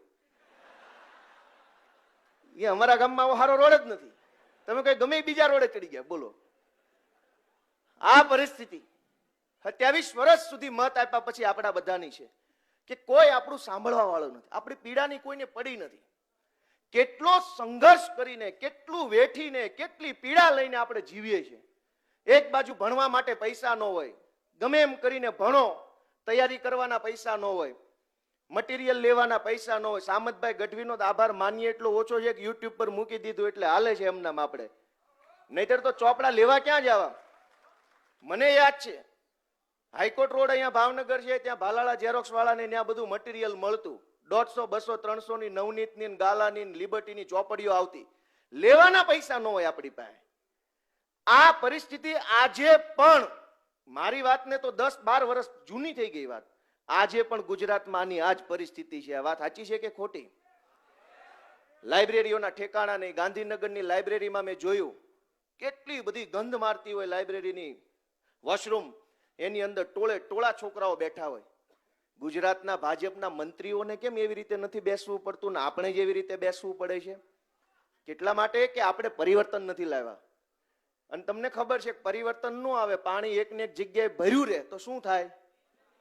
લીલ થઈ જાય, ગંધાઈ જાય, ઉપર મચ્છર આવીને બેહેન, રોગચાળો ફાટી નીકળે. આ એક ને એક જગ્યાએ ભાજપનું ભ્રષ્ટાચારનું પાણી ભર્યું રહ્યું છે ને ગાંધીનગરમાં, એમાં ભ્રષ્ટાચારનો રોગચાળો ફાટી નીકળ્યો ગુજરાતમાં. એને બદલવું પડે અને એને બદલીશું તો આપણને ખબર પડશે કે નવું કેટલું સારું છે, કેટલી ઝડપથી, કેટલું વધુ. ભગવત માન સાહેબની પંજાબની સરકારે આવતા વેત પહેલી કેબિનેટની અંદર 35,000 કોન્ટ્રાક્ટ કર્મચારીઓને કાયમી નોકરીનો આદેશ કરી દીધો. મજાની વસ્તુ તમે જુઓ. મારા તો સચિવાલયમાં ખૂબ મિત્રો છે, તમારા બધાના કોન્ટેક્ટ હશે. ચૂંટણી નજીક આવે ને ભરતીઓ આવવા માટે ધડાધડ ભરતી આવે. તમે પરીક્ષા ચૂકી જાઓ, તલાટીની આપવા જાઓ, એક રવિવારે 4 પરીક્ષા થાય કે ન થાય? 4 વર્ષ સુધી આ લોકો પોતાના પાર્ટીના કાર્યક્રમ આમથી આમ, જીતુભાઈ ઓલી યાત્રા લઈને નીકળે ને ઓલો ઓલી યાત્રા લઈને, કોઈને રસ ન હોય ભરતીમાં. જેવી ચૂંટણી નજીક આવે તમામ પ્રકારની ભરતીઓ નીકળે. શું કામ? છેતરવા માટે. પણ આ વખતે જે છેતરવા આવ્યા છે ને એને એક હાવણો મારવાનો છે બધાએ. વધારે કઈ કરવાની જરૂર નથી. બધાએ જો એક હાવણો મારશે તો આખા ગુજરાતમાંથી આ ભાજપના ભ્રષ્ટાચારની ગંદકી સાફ થઈ જશે. એટલા માટે બધાને મારી વિનંતી છે કે આમ આદમી પાર્ટીને સપોર્ટ કરો, એક વખત બદલાવ લાવો, યુવા સરકાર બનાવો. આપણે ઘણી બધી પાર્ટીઓના સ્ટેજ જોયા છે કે સ્ટેજ ઉપર મહાનુભાવો બેઠા હોય અને સામે જનતા બેઠી હોય, ભાજપના, કોંગ્રેસના બધા. તમે એક વસ્તુ માર્ક કરો કે અહીંયા સ્ટેજ ઉપર અરવિંદ કેજરીવાલજી, યુપીએસસી ની પરીક્ષા પાસ કરેલા આઈઆઈટીએન વ્યક્તિ બેઠા. જોવામાં, સાંભળવામાં આપણી સામે એક આગેવાન તરીકે બેઠા છે, અનુભવવાની એક અલગ મજા છે. આ જગ્યાએ 8 પાસ શિક્ષણ મંત્રી બેઠા હોય તો શું મજા છે? શું મજા છે? એમની બાજુમાં મનીષ સિસોદિયા, જી ચેનલના એ સમયના પ્રખ્યાત રિપોર્ટર, રાષ્ટ્રીય કક્ષાએ ઈશુદાનભાઈ, એ રિપોર્ટર યુવરાજભાઈ, પ્રવીણભાઈ રામ, એકથી એક સારી સારી ડિગ્રી વાળા છે કે નહીં? મને કયો જઈ. નક્કી આપણે કરવાનું છે કે ભણેલા ગણેલા સજ્જન ઈમાનદાર અને કંઈક વિચારવાની ક્ષમતા ધરાવતા લોકોને ગુજરાતની સરકારમાં લાવવા છે કે આ બધા જે છે એના એ જ લાવવા છે? એ આપણા હાથમાં છે. આપ બધાને હું 2022ની વિધાનસભાની ચૂંટણીની શુભેચ્છાઓ આપું છું. પીડાની વાત ઘણી બધી છે, કેમ કે મેં 2 સરકારી નોકરી કરી, એની પહેલાનો સંઘર્ષ કર્યો. એક્ઝામ સેન્ટર સુધી પહોંચતા મન ઉપર એટલો ભાર હોય, શું થશે, શું નહીં થાય. પરીક્ષા આપ્યા પછી અંદર એકદમ ધબકારા વધી જાય. મેરિટમાં આવશે, નહીં આવે, 0.35 માર્કે રહી ગયો હોઈશ કે આવી ગયો હોઈશ. અચ્છા, એનાથી વિશેષ અનિયમિત ભરતી આવે એટલે હજારો બાળકો જે છે એ ઓવર થિંકિંગના શિકાર બન્યા છે. બહુ વિચાર આવવા લાગે, શું થાય, ભરતી આવશે, નહીં આવે, શું થાય. હજારો પીડાનું ઝાડુ છાપ સોલ્યુશન લઈ અને અરવિંદ કેજરીવાલજી આવ્યા છે. ભાવનગરનું કાયમ ચૂર્ણ વખણાય છે. ગમે એવો જૂનો કબજિયાત હોય સાફ થઈ જાય. એવી રીતે અરવિંદ કેજરીવાલજી ઝાડુ છાપ સુરણ લઈને આવ્યા છે ભાજપનો 27 વર્ષ જૂનો કબજિયાત સાફ કરવા માટે. આપ તમામનો ખૂબ ખૂબ આભાર. ખૂબ ખૂબ આભાર ગોપાલભાઈ. હવે એક વાત જેમના માટે હું કહેવા જઈ રહ્યો છું કે હમે समंदर का डर ना बताओ जनाब, हमें समंदर का डर ना बताओ जनाब. अरे हमें सीबीआई का डर ना बताओ जनाब. अरे हमें सीबीआई का डर ना बताओ जनाब. हमने तो तूफानों से टकराना सीखा है. एवा दिल्लीना नायब मुख्यमंत्री અને શિક્ષણ જગતના જનક જેમને કહી શકાય એવા માનનીય મનીષ સિસોદિયાજીને હું વિનંતી કરું કે આપણી વચ્ચે વાત રજૂ કરે.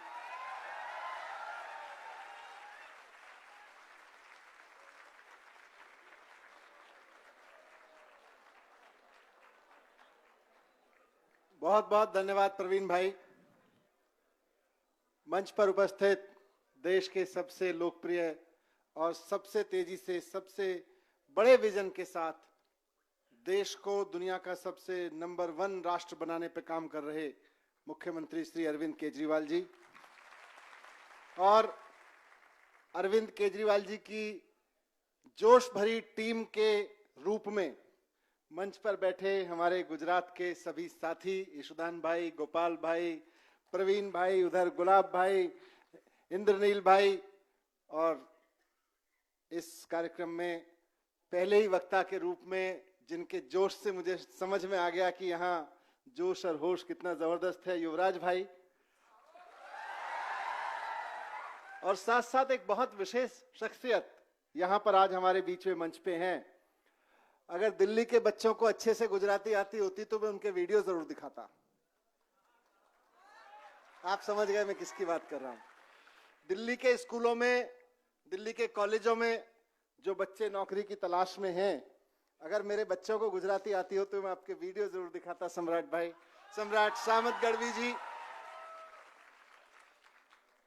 आज बहुत अच्छा लग रहा है आप सब लोगों को यहां इस तरह देख के। अरविंद केजरीवाल जी के साथ युवा रोजगार संवाद में आप लोग आए हैं।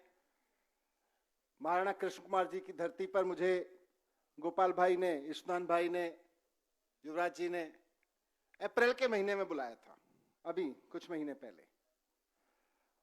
और अप्रैल के महीने में इन्होंने यहां बुलाया कि देखो शिक्षा मंत्री के इलाके में सरकारी स्कूलों के क्या हाल हैं। अब मुझे तो आपको बताने की जरूरत नहीं है कि क्या हाल है, आप तो यहीं से हो, तो मैं उस पर ज्यादा टाइम नहीं लगाऊंगा। लेकिन आज सुबह मैं यहां चर्चा कर रहा था किसी के साथ कि मैं पिछली बार यहां आया तो सरकारी स्कूलों के इतने बुरे हाल देखे जैसे लगा कि किसी कबाड़ खाने को बहुत दिन से बंद करके रखा हो, उसमें मकड़ी के जाले और गंध मच जाए। ऐसे ऐसे स्कूल में मैंने रोजाना बच्चे पढ़ते देखे यहां पे। तो किसी ने मुझे कहा अभी थोड़ी देर पहले कि आप तो स्कूलों की बात कर रहे हैं, यहां तो कॉलेजेस भी ऐसे ही हैं। मुझे नहीं पता, मैंने नहीं देखा। उन्होंने कहा आप 10 मिनट निकाल के आयुर्वेद कॉलेज चले जाइए, आपको वो स्कूल से बुरा ना दिखे तो बताना क्या हाल कहा था। मुझे नहीं पता, आप लोग जानते हो, यहाँ के पत्रकार साथी जानते हैं। ये तस्वीर बदलनी है।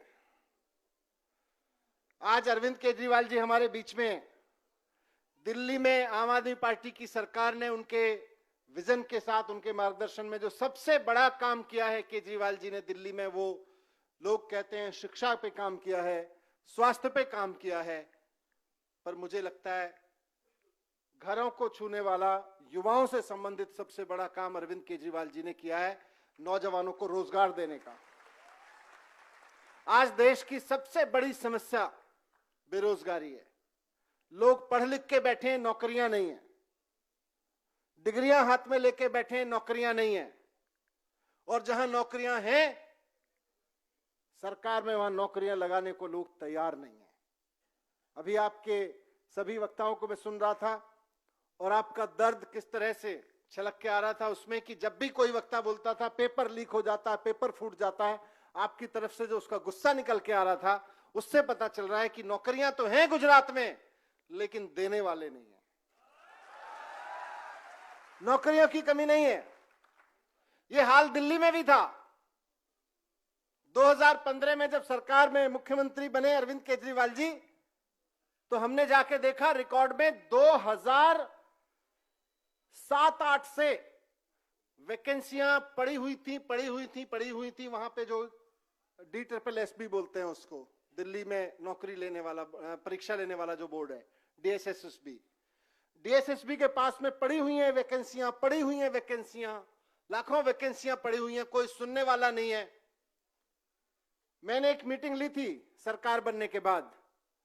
मैंने उनसे पूछा भाई क्या स्पीड है, कितनी नौकरी कितने दिन में दोगे? तो उन्होंने मुझे कुछ डेटा दिया जैसा सरकारी दफ्तरों में आमतौर पे प्रेजेंटेशन करते हैं। मैंने आपके समझ के लिए उनसे एक चीज पूछी, मैं ये जो स्पीड बता रहे हो, मान लो वैसे तो 2007-8 से अभी तक दे नहीं पाए हो एक भी नौकरी, पर मैं मान लिया चलो आगे आपने दे भी दी, ये स्पीड से शुरू भी कर दी, तो जितनी वैकेंसी आपके पास में मौजूदा हैं उनको भरने में कितना टाइम लगेगा? मुझे सिंपल मैथमेटिक्स, 5वीं क्लास के मैथमेटिक्स के हिसाब से बता दो। जब मैं मंत्री था तो थोड़ी चल जाती है वहां दादागिरी, वैसे तो बोलते नहीं है, पर बोले जी 35 साल लगेंगे। उस वक्त की वैकेंसीज को उस स्पीड से भरने में 35 साल लगेंगे।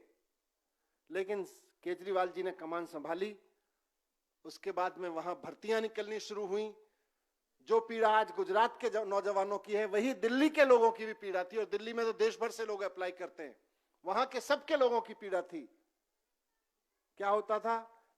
भर्ती निकाली, पेपर लीक हो गया, भर्ती निकाली, पेपर लीक हो गया। भर्ती निकाली, बेचारे ने तैयारी की, लड़के लड़कियां सब तैयारी करते हैं, घर में बता के रखते हैं कोचिंग शानदार चल रही है, तैयारी शानदार चल रही है, 24 घंटे पढ़ाई कर रहे हूं, अब की बार तो लगी जाऊंगा, आप चिंता मत करो। लेकिन जिस दिन परीक्षा देने गए शाम को रोते हुए आए, पेपर लीक हो गया। कितनी बार होता है? आप संयोग देखिए कि दिल्ली में जिस दिन हमने शपथ ली सरकार में, उस दिन भी एक परीक्षा हो रही थी और उस दिन भी पेपर लीक हुआ, लेकिन वो आखिरी पेपर लीक था, उसके बाद पेपर लीक नहीं हुआ। सर ने कहा ऐसी व्यवस्था करो, ऐसी व्यवस्था करो कि उसके बाद पेपर लीक ना हो, और यकीन मानिए ऐसी व्यवस्था की वहां पे दिल्ली सरकार ने कि उस वाले पेपर लीक का मामला होते होते होते जब सर सुप्रीम कोर्ट पहुंचा, तो मुझे याद आ रहा है कि सुप्रीम कोर्ट के जस्टिस ने दिल्ली सरकार के स्टैंड को एप्रिशिएट करते हुए कि दिल्ली सरकार ने बहुत सही कदम उठाया है, उनको जेल भिजवाया जो लोग पेपर लीक करवा रहे थे। उस दिन के पेपर लीक वाले, सारा रैकेट खत्म किया पेपर लीक का वहां पे। और आज अरविंद केजरीवाल जी के नेतृत्व में दिल्ली में 2 लाख सरकारी नौकरियां दी जा चुकी हैं। 2 लाख सरकारी नौकरी दी जा चुकी हैं, और साथ साथ 10 लाख प्राइवेट सेक्टर में नौकरी दी जा चुकी है सरकार के इनिशिएटिव से। वैसे तो प्राइवेट सेक्टर में बहुत निकलती रहती हैं नौकरियां, लेकिन सरकार के इनिशिएटिव से, सरकार की पहल से सर ने एक पोर्टल बनवाया और उस पे नौकरी देने वाले और नौकरी लेने वाले दोनों को लाके खड़ा किया और बहुत क्रेडिबल तरीके से खड़ा किया। तो आज वहां पे नौकरियां ही नौकरियां हैं। दिल्ली के नौजवानों को खूब नौकरियां मिल रही हैं। मैं उम्मीद करता हूं कि गुजरात में भी आज गुजरात के युवा की सबसे बड़ी जरूरत है, और पिछले आधा पौना घंटे से मैं जो देख रहा हूं इस जोश को, इस उम्मीद को यहाँ पे आपकी आंखों में, आपकी आवाज में, कि नौकरियों की सबसे ज्यादा जरूरत है। नौकरियां हैं, सरकार में भी हैं, प्राइवेट में भी हैं। नौकरियां देने वाले प्राइवेट में तो दे रहे हैं, लेकिन सरकार में उस पर कुंडली मार के बैठे हुए हैं, रैकेट चला रहे हैं, या तो डिसीजन नहीं ले रहे नौकरी देने का, और अगर डिसीजन भी ले रहे हैं तो उनसे दी नहीं जा रही, उनसे फेल हो जा रहे हैं, उनके रैकेट ज्यादा बड़े हो जा रहे हैं पेपर लीक वाले, उनकी सरकार की व्यवस्थाएं खत्म हो जा रही हैं। आपको मैं इतना ही कहूंगा कि मेहनत करिए, जितनी मेहनत आप परीक्षा पे कर रहे हैं उतनी ही मेहनत वैसे लोग लाने पे करिए जो यहां बैठे हैं, जिनमें से हो सकता है कुछ यहां बैठे होंगे जो इस परंपरा को खत्म करें कि अब गुजरात में पेपर लीक नहीं होगा, जो इस परंपरा को खत्म करें कि अब नौकरियां पे कुंडली मार के कोई सरकार नहीं बैठेगी, तुरंत वैकेंसी निकालेगी और तुरंत भर्तियां चालू करेगी। वैसी व्यवस्था के लिए आप काम करें। मैं बस आखिर में आपको यही कहना चाहता हूं कि आपका जोश पिछले पौना घंटा से 1 घंटा से मैं देख रहा हूं, और मुझको ये भी समझ में आ रहा है, मैं पिछली बार जब अप्रैल में आया था इधर तब भी जोश था, लेकिन अब कई 100 गुना, कई 1000 गुना जोश बढ़ चुका है आप लोगों का। मुझको ये भी समझ में आ रहा है कि आपका जो जोश बढ़ रहा है ना, ये आपका ये जो बढ़ता हुआ जोश है, तेजी से बढ़ता हुआ जोश है, यही दिल्ली में मेरे ऊपर धीरे धीरे सीबीआई का शिकंजा कसवा रहा है। ये जो आपके अंदर का गुस्सा है, जो यहां आप इस बार वोट पे निकालने वाले हो, ये जो जोश भर के आप बैठे हो यहां पे, इसी जोश की वजह से दिल्ली में केंद्र में बैठी हुई सरकार को लग रहा है इस जोश को रोकने के लिए थोड़ा सा शिकंजा और टाइट करो, और टाइट करो, और टाइट करो। लेकिन मैं दिल्ली से आपके बीच सिर्फ ये कहने आया हूं, मेरी गर्दन की चिंता मत करना, मेरी गर्दन ईमानदारी की गर्दन है। ये सीबीआई के किसी शिकंजे में नहीं फंसने वाली है, ये मेरी जिम्मेदारी है। इस जोश को बनाए रखो, ये आपकी जिम्मेदारी है। बहुत बहुत धन्यवाद, बहुत बहुत नमस्कार। भारत माता की इंकलाब, वंदे, बहुत बहुत धन्यवाद। बहुत बहुत ધન્યવાદ મનીષજી, ખૂબ સરસ અને ખૂબ ઉર્જાપૂર્વક વાત કરી। હવે આપણે એક માનનીય અરવિંદજીને સાંભળવાના છે, એ પહેલા એક ક્વેશ્ચનનો પોર્શન એક લેવાનો છે।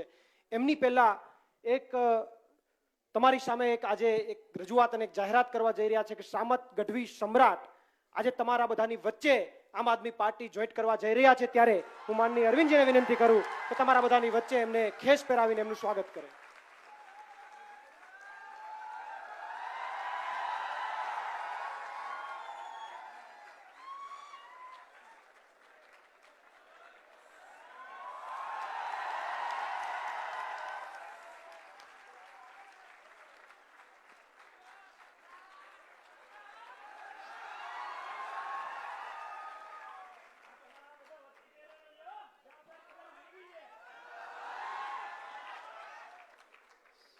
सही को सही कहो, सही को सही कहो और गलत को गलत कहो.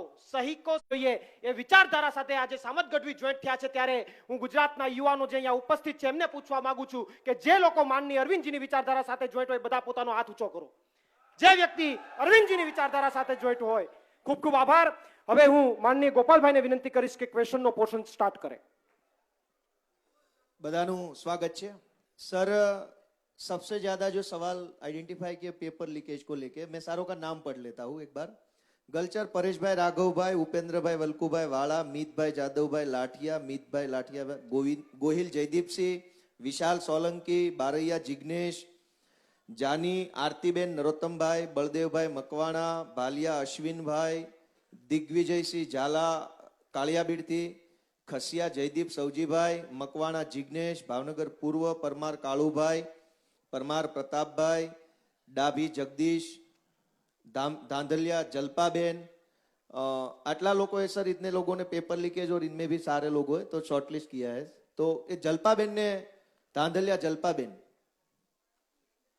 हाँ आपो माइक आपो एमने माइक देजो. जलपाबेन यहाँ नीचे फर्स्ट रो. हाँ हाँ सर. Shanti राखशु please. नीचे पहली लाइन में છે.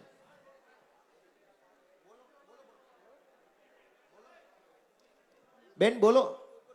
जलपाबेन बोलो. हाँ वांधो नहीं. ओके. सर आप जो ये गुजरात में पेपर लीक हो रहे हैं उसमें आप क्या करेंगे ऐसा कि जिससे हमें आपको भरोसा आ जाए कि आप आने के बाद यहाँ पे पेपर लीक नहीं होंगे. ऐसा कौन सा कानून बनाएंगे?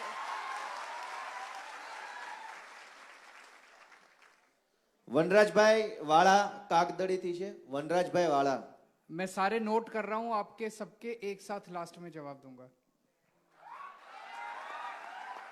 वनराज भाई. हाँ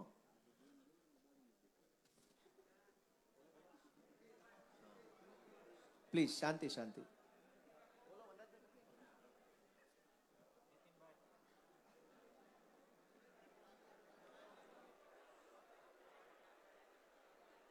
प्लीज मित्रों शांति राखिए प्लीज. माइक चालू करो. बीजू आपो. बीजू दूसरा दे दो. ત્યાં સુધીમાં બારૈયા પ્રવીણભાઈ, છગનભાઈ ઘોઘા લાખણકાથી. બારૈયા પ્રવીણભાઈ.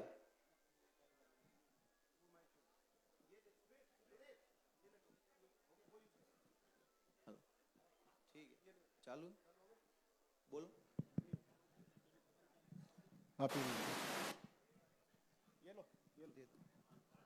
हेलो बोलो बोलो. हेलो. हाँ बोलो. હું અમરેલી જિલ્લામાંથી हिंदी में बोलજો. मैं अमरेली जिला के बगसरा तालुका से कागदड़ी गांव से आ रहा हूँ और ये अमरेली जिला में कोई भी सब कोई रोजगारी नहीं है. ये भाजपा ने फाका फौजदारी ज्यादा कर रखा है तो आपकी सरकार आए और मेरे को ईमानदार बनाई और मेरे अमरेली जिले में सब युवा रोजगार को धंधा मिले ऐसे मेरी रिक्वेस्ट है.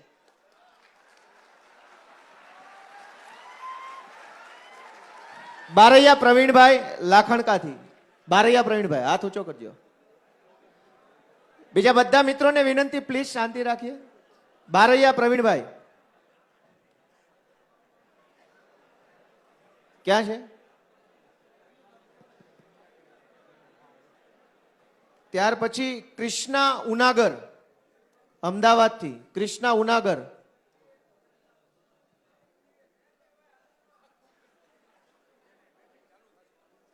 Hello hello hello. हाँ हाँ सर, मेरी रिक्वेस्ट है कि अब हमको शिक्षित चाहिए, भारत को शिक्षित बनाना है. तो हमको एक शिक्षक चाहिए जो अच्छा होना चाहिए, लेकिन 2070 से हमको एग्जाम देने का मौका ही नहीं मिला है। टेट टाट तो आई ही नहीं है, और आती है तो उसमें भर्ती नहीं देते। तो विद्या सहायक से पहले हमको एक बार मौका तो दो, हम एक एग्जाम दे पाए, हमको वो साबित कर पाए कि हम है कि जो भारत के भविष्य को बना सके। अगर शिक्षक ही नहीं होगे तो भारत का भविष्य कैसे बनेगा? अभी बच्चों को और बच्चों को टेबल भी नहीं आते हैं, ऐसे शिक्षित बेरोजगार को हम जगह देना चाहते हैं। तो प्लीज हमको टेट टाट एग्जाम दो और हमें आगे के शिक्षक बनाओ। मकवाणा नीताबेन हरिभाई सथरा। मकवाणा नीताबेन छे। काबा परिताबेन। यादव हर्ष। यादव हर्ष।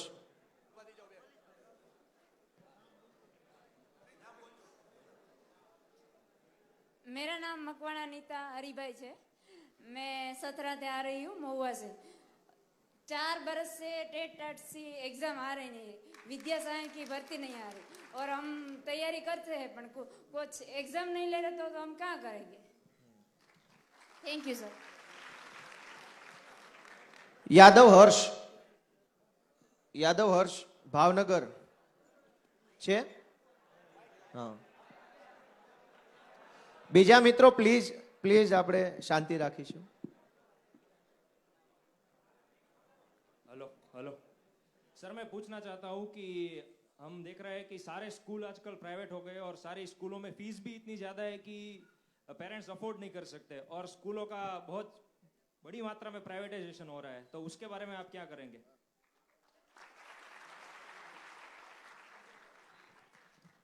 ये तो दिल्ली ने करके दिखा दिया है। प्राइवेट स्कूल मजबूरी है, सरकारी स्कूल जरूरी है। सरकारी स्कूल को इतना बढ़िया कर दो कि प्राइवेट स्कूल की जरूरत ही ना करे, फिर भी किसी को अपना बच्चा प्राइवेट स्कूल में पढ़ाना है तो पढ़ाता रहे, लेकिन सरकारी स्कूल में क्वालिटी प्राइवेट स्कूल से बढ़िया कर दो। ये गुजरात में हो सकता है, 5 साल में हो सकता है। लालाभाई भरवाड़ हेबतपुर। क्या है लालाभाई? लालाभाई। भानुबेन चौहान दयाल महुआ थी। भानुबेन। कवाड़ चंदुभाई। ओके। हेलो, मेरा नाम चौहान भानुबेन, गाम दयाल, तालुको महुआ और जिलो भावनगर। मैं पिछले 5 साल से टेट टाट की तैयारी कर रही हूँ, अब भी एग्जाम देने का मौका ही नहीं मिला। तो आप टेट टाट एग्जाम लिए और शिक्षित बेरोजगार है और उसका रोजगारी दीजिए, क्योंकि हमारे मम्मी पापा वो है जो मजूरी काम करके हमें पढ़ाते हैं और यहाँ पे रूम भाड़े पे रखते हैं और हॉस्टल में बाहर लेके खाना खाते हैं। तो आप हमें नौकरी दीजिए, बस इतना ही कहना है। Thank you. परमार मिलनभाई नोंगणवदर पालिताणा थी वेटिंग लिस्ट बाबते कहेवा मांगे छे। परमार मिलनभाई छे।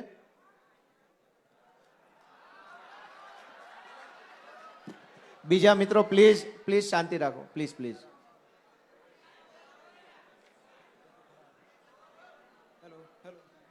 बोलो बोलो बोलो। चालू। हेलो, मेरा नाम गढ़वी मुकेश दान, मैं उत्तर गुजरात बनासकांठा से हूँ।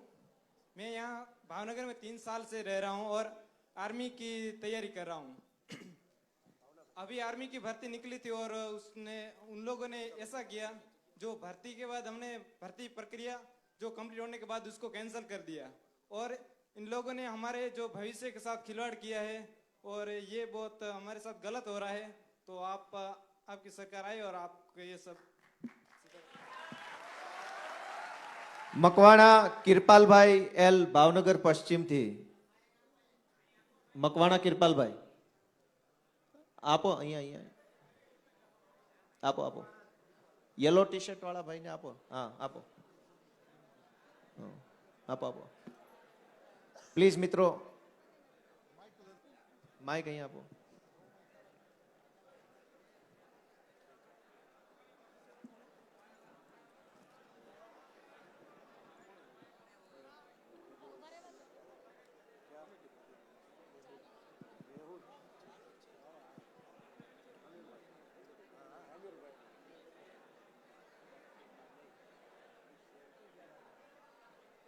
हेलो हेलो हेलो, भारत माता की.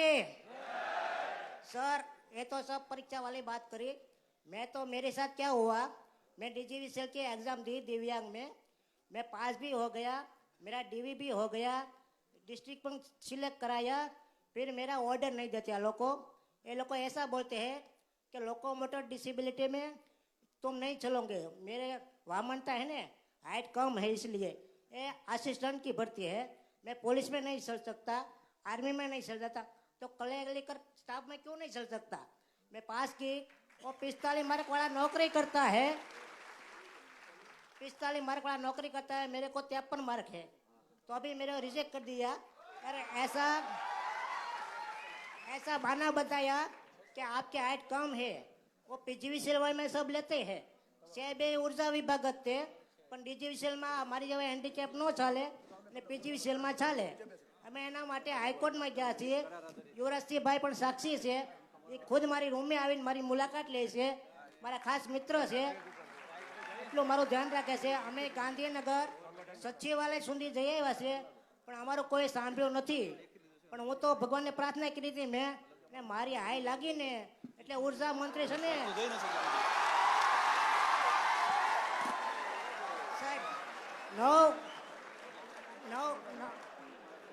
9 साल से मैं तैयारी कर रहा हूँ. ओके. मैं सिक्योरिटी की नौकरी कर रहा हूँ, इसलिए ये सौर ऊर्जा मंत्री था ना सौरभ भाई पटेल, मेरे हाई की वजह से गया. તો આગળ અલગ અલગ પ્રશ્નોમાં મોટા ભાગે એકનો એક જ પ્રશ્ન બધાએ પૂછ્યો હોય. હરપાલસિંહ પરમાર, હર્ષદભાઈ ભાલિયા, બાર રવિભાઈ, જાની વિમલભાઈ, હિમાંશુભાઈ, મકવાણા કિરપાલ એલ, બલદાણિયા આકાશભાઈ, બારૈયા જિગ્નેશ, શિયાળ ઉમેશ, આ બધા કવાડ ચંદુભાઈ, બધા લોકોએ એકનો એક પ્રશ્ન પૂછ્યો છે. સર सारे रिपीटेड है, मैं बता देता हूँ शॉर्ट में. सबसे कॉमन जो सवाल है वो सरकारी भर्तियों में इरेगुलरिटी का है. भर्तियां टाइम पर आती नहीं है, लंबी लंबी चलती है, कभी आती कभी नहीं आती है. दूसरा सबसे कॉमन सवाल है कि भाई भतीजावाद सगावाद चल रहा है यहाँ पे, पहचान से नौकरी मिलती है, मेहनत से नहीं मिलती है. प्राइवेटाइजेशन को लेकर के सारे युवाओं ने सवाल पूछा है.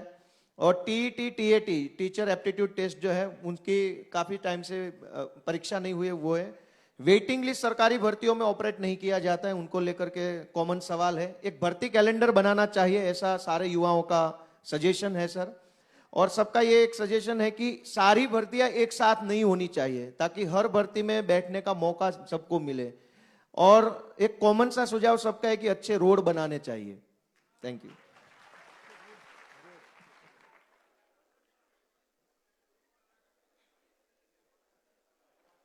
ખૂબ ખૂબ આભાર. આપ સૌના ખૂબ મોટા પાયે પ્રશ્નો હશે, ઘણા બધાના પ્રશ્નો છે, और પરંતુ सर एक चीज रह गई, जीआईएसएफ के हमारे सारे जवान आए, यूनिफॉर्म में आए, आपसे कुछ निवेदन करने के लिए. निवेदन हमारे पास आया है. सरकारी नौकरी में सारे गुजरात इंडस्ट्रियल सिक्योरिटी फोर्स है, और उनका सारे जो सवाल है हमारे पास है सर, मैं आपको बताऊंगा. Thank you so much.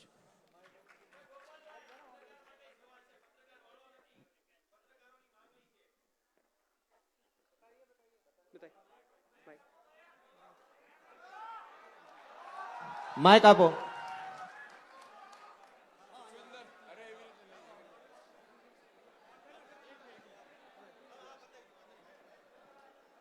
Hello, नमस्ते केजरीवाल जी. हम 97 से जीआईएसएफ में नौकरी कर रहे हैं. 25 साल से मैं नौकरी कर रहा हूँ. हमारा सब बाबा बेबी 25 साल का 22 साल का हो गया. हमारा पगार पहले 1700-1800 फिक्स था. गुजरात सरकार ने उसे जीएसएफ बनाई थी. 2002 में गृह सचिव जो गृह मंत्री गृह सचिव है उसने एक निकाला था पत्र कि जीएसएफ लीगल है, जीएसएफ गुजरात सरकार का पार्ट्स है, फिर भी हमको अभी पगार कितना मिल रहा है? 11,000। 11,000 में मेरा घर का भी पूरा नहीं होता है, बीबी बच्चों का भी पूरा नहीं होता है। हम महाराष्ट्र सरकार ने जो बनाया MISF, उसमें जीएसएफ महाराष्ट्र का जो गार्ड है MISF जीएसएफ से पैटर्न से बना। पहले जीएसएफ 97 में बना, 2003 में MISF बना। उसका सिक्योरिटी गार्ड है, उसको पगार मिलता है 37,500, हमको पगार मिलता है 37,000।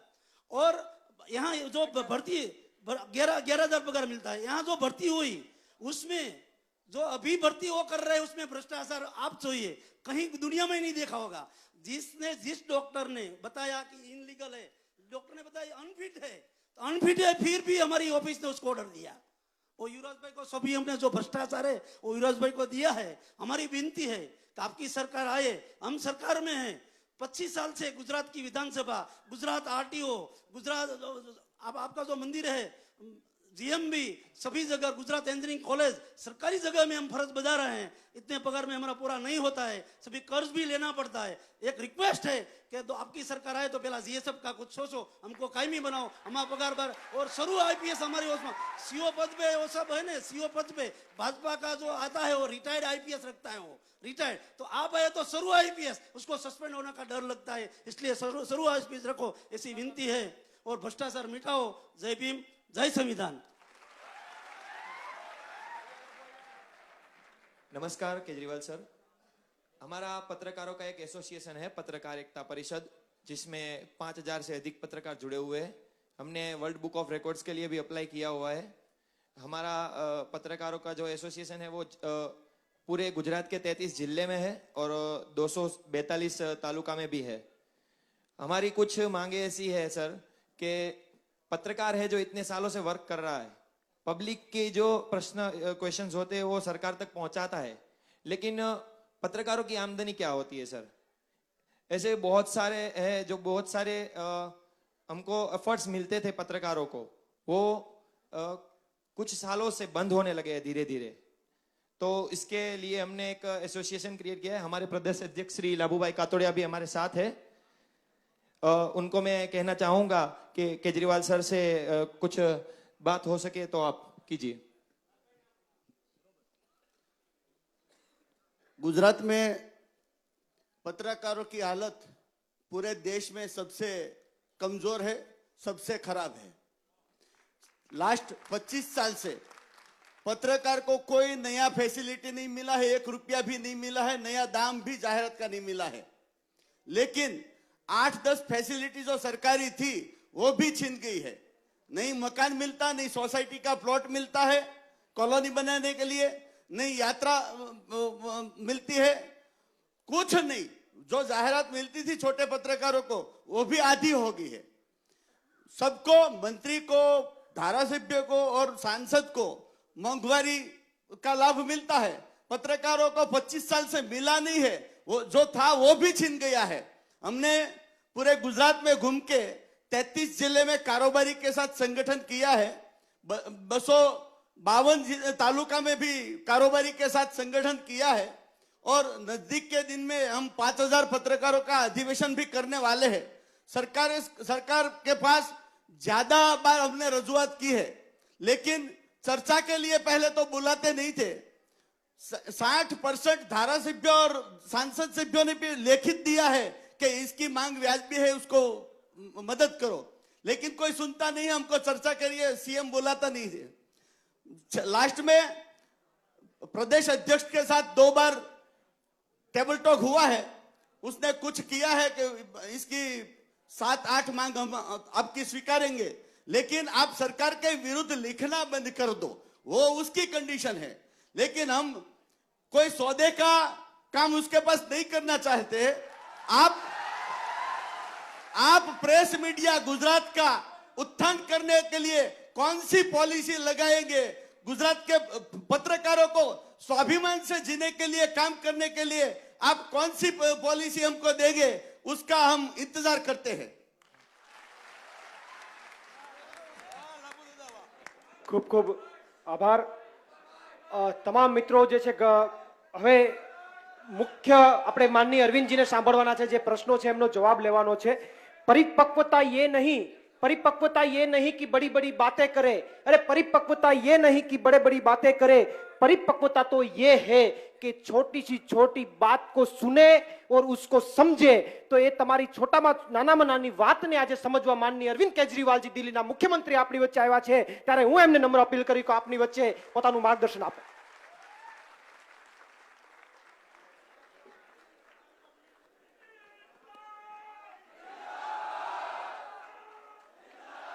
भारत माता की, भारत माता की, इनकलाब, वंदे। आज कोने कोने से आए हुए मेरे सभी युवा साथियों, आप सब लोगों को मेरा नमस्कार, सबको मेरा प्रणाम।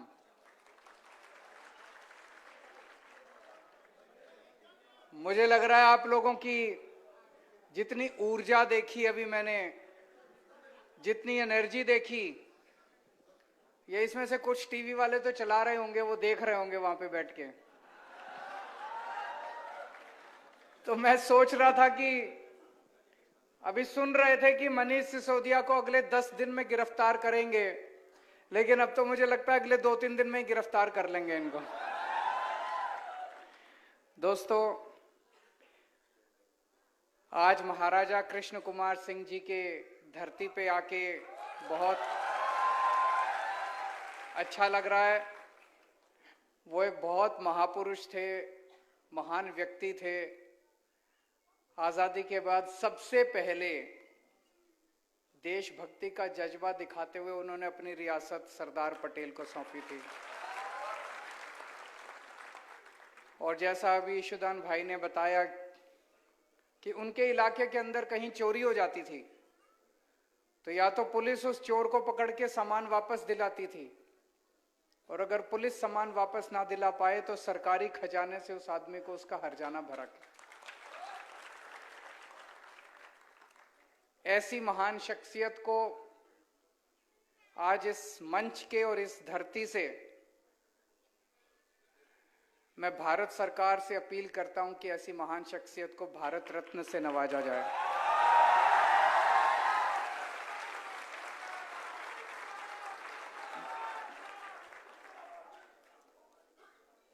आप सबको मंजूर है? दोनों हाथ ऊपर करके आप अपनी मंजूरी दिखाएं। दोस्तों, मुझे बेहद खुशी है, आज मैं अपने साथ देश की नहीं दुनिया के सबसे अच्छे शिक्षा मंत्री को लेकर आया हूं, मनीष सिसोदिया जी। इन्होंने दिल्ली के स्कूल शानदार कर दिए, दिल्ली के सरकारी स्कूल। पहले दिल्ली के सरकारी स्कूलों का भी बहुत बुरा हाल था। अभी एक व्यक्ति ने प्रश्न पूछा था कि एजुकेशन सिस्टम कैसे ठीक करेंगे। दिल्ली के सरकारी स्कूलों का जब 2015 में हमारी सरकार बनी, इतना बुरा हाल था। दीवारें टूटी पड़ी थी, छत टूटी पड़ी थी, छत पे से पानी गिरता था, बच्चों के पास डेस्क नहीं थे, टीचर आते नहीं थे, पीने को पानी नहीं था, टॉयलेट इतने गंदे थे, पढ़ाई के नाम पे कुछ भी नहीं था, रिजल्ट बहुत खराब आते थे। 5 साल के बाद आज आप जाके देख लीजिए, दिल्ली के सरकारी स्कूल इतने शानदार बन गए, इतने शानदार बन गए। मैं खुला निमंत्रण देता हूं आप सब लोगों को, आप में से कोई भी जाइए, दिल्ली के किसी भी सरकारी स्कूल के अंदर चले जाइए आप। अभी कई पत्रकार गुजरात से गए थे, करीब 30-40 पत्रकार गुजरात से गए थे, वो खूब घूम के आए, बहुत अच्छा लगा उन्हें। आप भी जाइए, और अगर जा नहीं सकते तो आप दिल्ली में किसी को फोन करके पूछ लीजिए, इतने शानदार सरकारी स्कूल बन गए। प्राइवेट स्कूल वालों ने पहले गुंडागर्दी मचा रखी थी, जब मर्जी फीस बढ़ा देते थे, लोग बड़े दुखी थे। पिछले 7 साल से किसी भी प्राइवेट स्कूल वाले को नाजायज फीस नहीं बढ़ाने दी हम लोगों ने।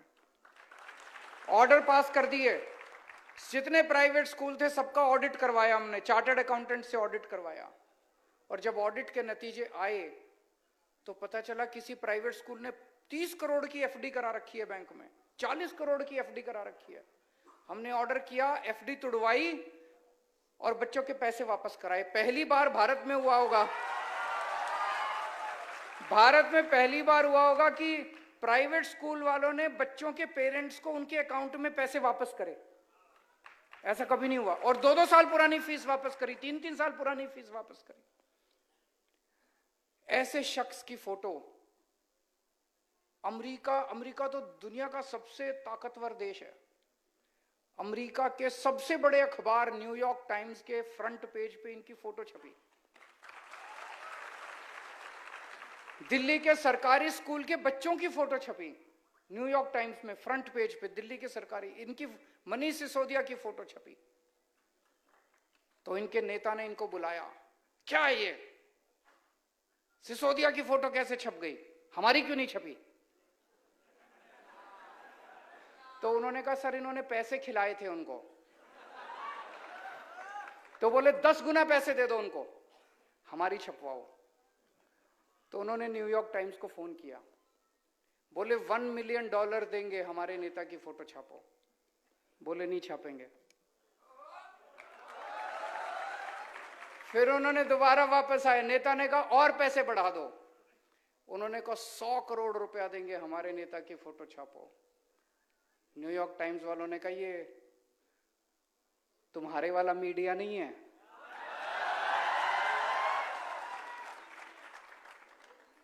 हम बिकते नहीं हैं, हम पैसों में नहीं बिकते। उन्होंने ही नहीं छापी। इन लोगों को लगता है कि दुनिया में सब कुछ बिकता है। दुनिया में सब कुछ बिकता नहीं है, बहुत सारी चीजें ईमानदारी से भी चलती हैं। आज मनीष सिसोदिया की और दिल्ली के सरकारी स्कूलों के बच्चों की जो न्यूयॉर्क टाइम्स के फ्रंट पेज पे फोटो छपी है, उसके लिए इन्होंने चप्पलें घिसी हैं अपनी।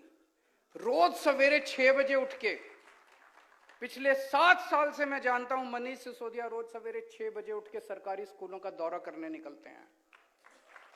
मैं आपसे पूछना चाहता हूं, 75 साल के भारत के, आजाद भारत के इतिहास में एक भी शिक्षा मंत्री बता दो जो रोज सवेरे 7 बजे उठ के, 6 बजे उठ के सरकारी स्कूलों का दौरा करने निकलता है।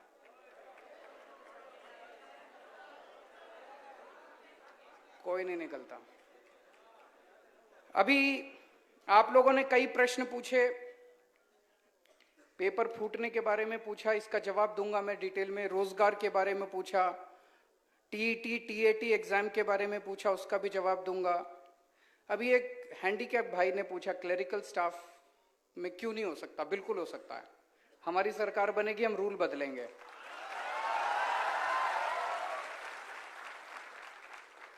और जो आपने उसको हाय दिया, आप हमें आशीर्वाद दीजिएगा।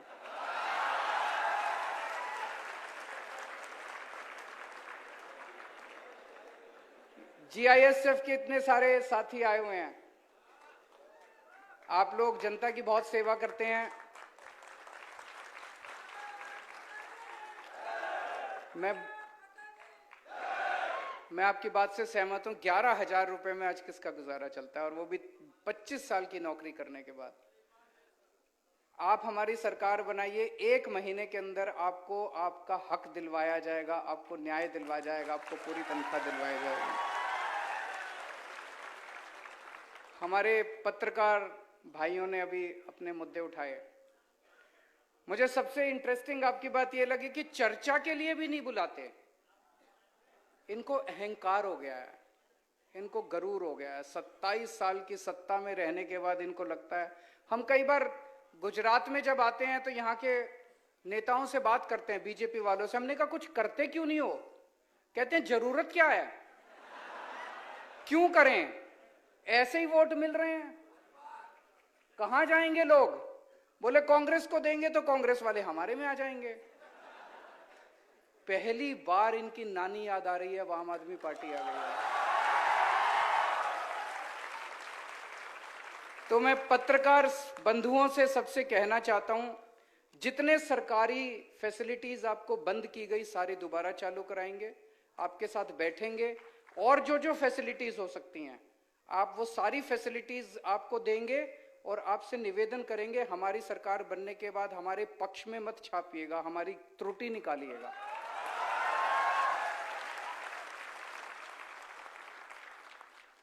अब सीधा मुद्दे पे आता हूं, मैं पॉलिटिकल बात नहीं करूंगा। 2018 में तलाटी का पेपर हुआ, 1800 पोस्ट थी, 32 लाख लोगों ने अप्लाई किया। आज तक वो पेपर नहीं करा इन लोगों ने, पेपर कराया ही नहीं इन लोगों ने। अभी 2022 में दोबारा एप्लीकेशन फॉर्म मंगाए, लेकिन इन्होंने पेपर नहीं कराया। जो सरकार 5 साल में पेपर नहीं करा सकती, वो सरकार कैसे चलाएंगे? उनसे सरकार उनके बस की बात नहीं है।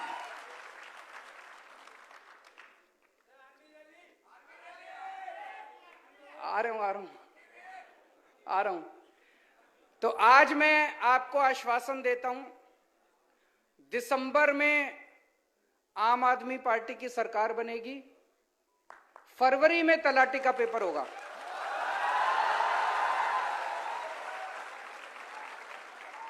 फरवरी में तलाटी का पेपर होगा, अप्रैल तक नतीजे आ जाएंगे और अप्रैल के महीने में जो जो सफल कैंडिडेट होंगे उनकी पोस्टिंग हो जाएगी।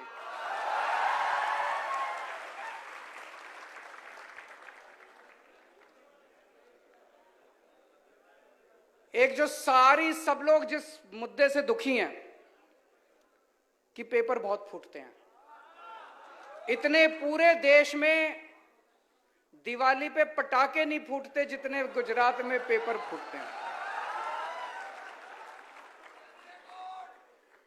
मैं अभी लिस्ट पढ़ रहा था, 2014 में चीफ ऑफिसर का पेपर फूटा, 2015 में तलाटी का पेपर फूटा, 2016 में जिला पंचायत तलाटी का पेपर फूटा, 2017 में 12वीं का बायोलॉजी का पेपर फूटा, 2017 में जीटीयू का सिविल इंजीनियरिंग का पेपर फूटा, 2018 में टेट का पेपर फूटा, 2018 में मुख्य सेवी का पेपर फूटा, 2018 में नायब चिटनीश का पेपर फूटा, 2018 में लोक रक्षक का पेपर फूटा, 2018 में बिन सचिवालय क्लर्क का पेपर फूटा, 2018 में बीएड का पेपर फूटा, 2021 में हेड क्लर्क का पेपर फूटा, 2021 में सौराष्ट्र यूनिवर्सिटी इकोनॉमिक्स का पेपर फूटा, 2022 में वन रक्षक का पेपर फूटा, 2022 में पीजीवीसीएल जूनियर असिस्टेंट का पेपर फूटा, 2022 में 7वीं क्लास का पेपर फूटा, साउथ गुजरात यूनिवर्सिटी पेपर फूटा, 2022 में 10वीं का हिंदी का पेपर फूटा। इनको शर्म नहीं आती?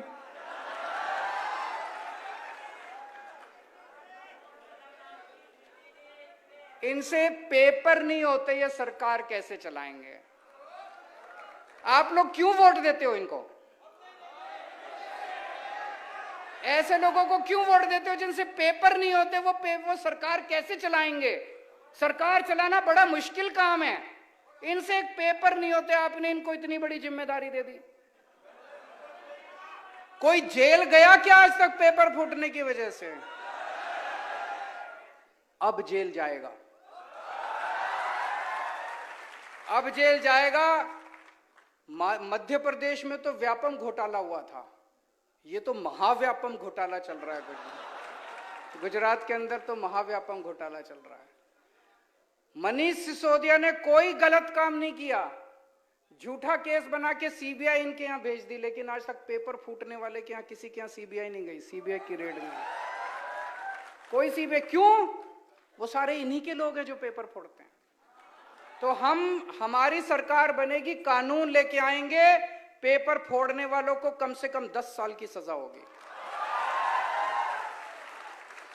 और 2015 के बाद से जितने पेपर फूटे सबके केस खोले जाएंगे, सबकी इंक्वायरी दोबारा कराई जाएगी और सबको जेल भेजेंगे। जितने पेपर फोड़े इन्होंने सबको जेल भेजेंगे, पेपर फोड़ने वालों। अब खबरदार, दिसंबर के बाद अगर किसी ने गुजरात में पेपर फोड़ा तो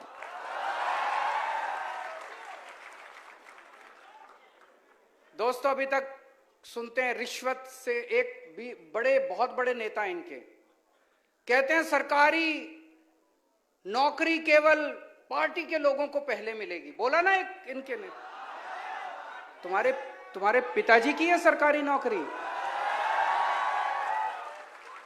सरकारी नौकरी किसी पार्टी की नौकरी नहीं है, गुजरात के बच्चों की नौकरी है, गुजरात के युवाओं की नौकरी है। हर सरकारी नौकरी पे गुजरात के युवाओं का अधिकार है। पूरा ट्रांसपेरेंट तरीके से किया जाएगा, सारा प्रोसेस चेंज किया जाएगा और हर नौकरी जो है वो अच्छे तरीके से दी जाएगी। अब मैं आपको भर्ती कैलेंडर सुना रहा हूं। आम आदमी पार्टी की सरकार बनने के बाद कौन सा पेपर कब कराएंगे, नोट कर लीजिए अगर आपके पास है तो, नहीं तो अपने फोन में लिख लीजिए। दिसंबर में सरकार बनेगी, बनेगी कि नहीं बनेगी? दिसंबर में सरकार बनेगी। फरवरी में तलाटी का पेपर होगा। अप्रैल में नतीजे आने के बाद सबकी पोस्टिंग हो जाएगी। मई में वहां पे 2-3 हमारी बहनों ने टेट के बारे में बात की। मई में टेट 1 और टेट 2 की परीक्षा करवाई जाएगी और टीईटी और टीएटी दोनों की परीक्षा होगी। टीईटी 1, टीईटी 2 एंड टीएटी दोनों की परीक्षा, तीनों परीक्षा मई के महीने में कराई जाएगी और जुलाई के महीने में नतीजे आ जाएंगे।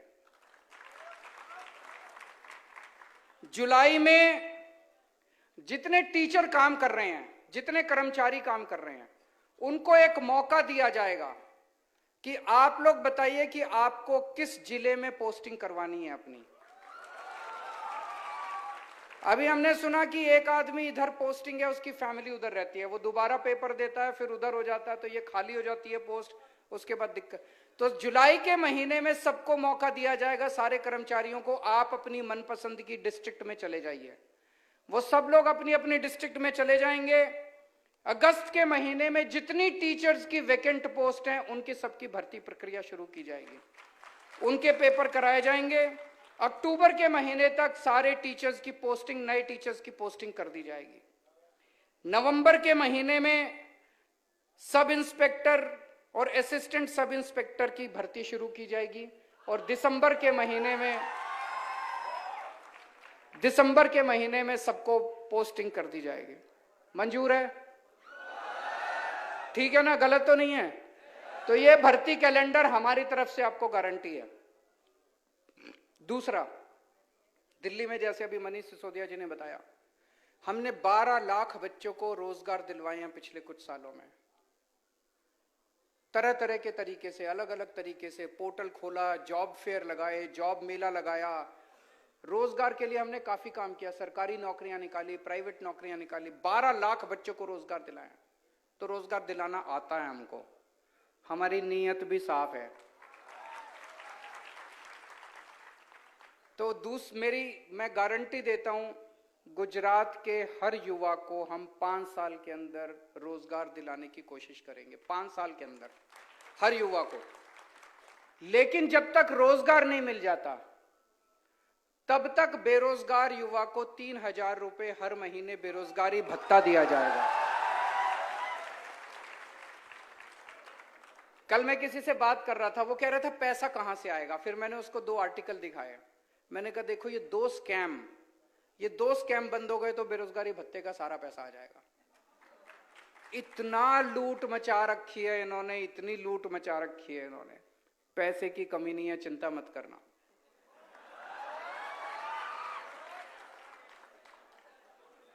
अगला पॉइंट, 10 लाख सरकारी नौकरियां निकालेंगे। 10 लाख। ये हो सकता है क्या? बिल्कुल हो सकता है। हमने पूरी प्लानिंग की है, हवा में बात नहीं कर रहे। और युवराज जी आपको पूरा डिटेल में बताएंगे। इन्होंने वीडियो भी जारी किया, शायद युवराज ने, सम्राट भाई ने भी जारी किया। पूरा डिटेल में आपको बताएंगे कि 10 लाख सरकारी नौकरियां कहां कहां से आएंगी। 10 लाख सरकारी नौकरियां निकालेंगे।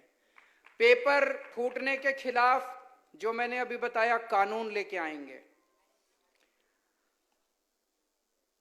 जितनी पोस्टें, जितनी वैकेंसीज निकलती हैं और उनकी भर्ती होती है, हर एक में वेटिंग लिस्ट निकाली जाएगी ताकि जितने लोग ना ज्वाइन करें उनको उसके ऊपर किया जा सके। 1 साल के लिए वेटिंग लिस्ट चालू रहेगी। पहले बड़े पदों के ऊपर भर्तियां की जाएंगी, उसके बाद छोटे पदों के ऊपर भर्तियां की जाएंगी ताकि वैकेंसीज ना रह सके। और सरकारी भर्ती की परीक्षा देने के लिए जितने बच्चे जाते हैं, 32 लाख बच्चे एक परीक्षा देने के लिए गए थे। जब वो बच्चे परीक्षा देने के लिए जाते हैं उस दिन उनका बस का आने और जाने का किराया फ्री होगा।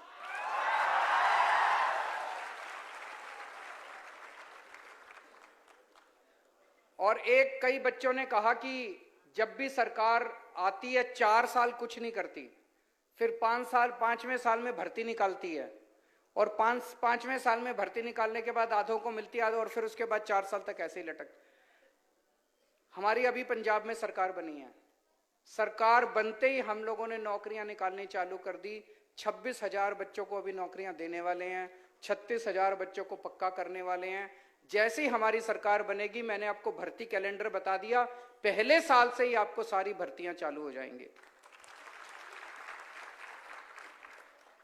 और आखिरी पॉइंट कि जितने प्राइवेट नौकरियां हैं गुजरात के अंदर, उसमें 80% नौकरियां उनको गुजरात के बच्चों को देनी पड़ेगी। रिजर्वेशन होगा, उसके लिए कानून लाया जाएगा।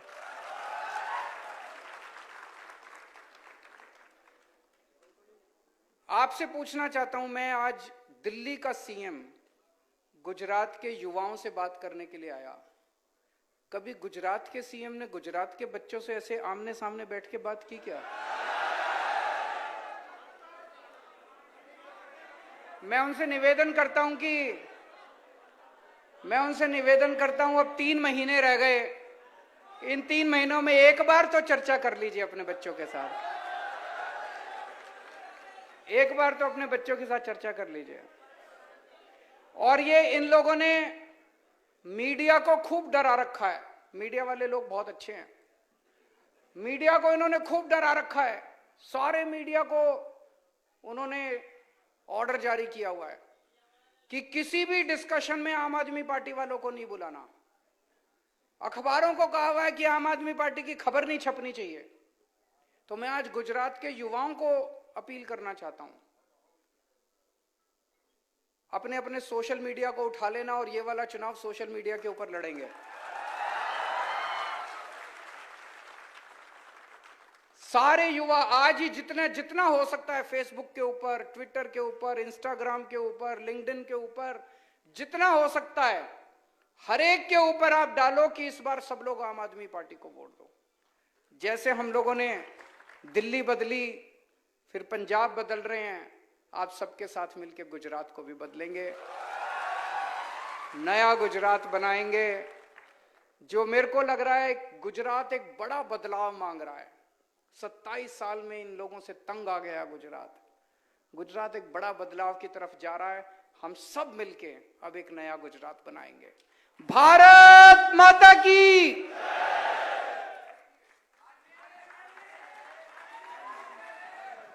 તમામ વ્યક્તિ પોતપોતાની જગ્યા ઉપર ઊભા થાય નેશનલ એન્થમ માટે।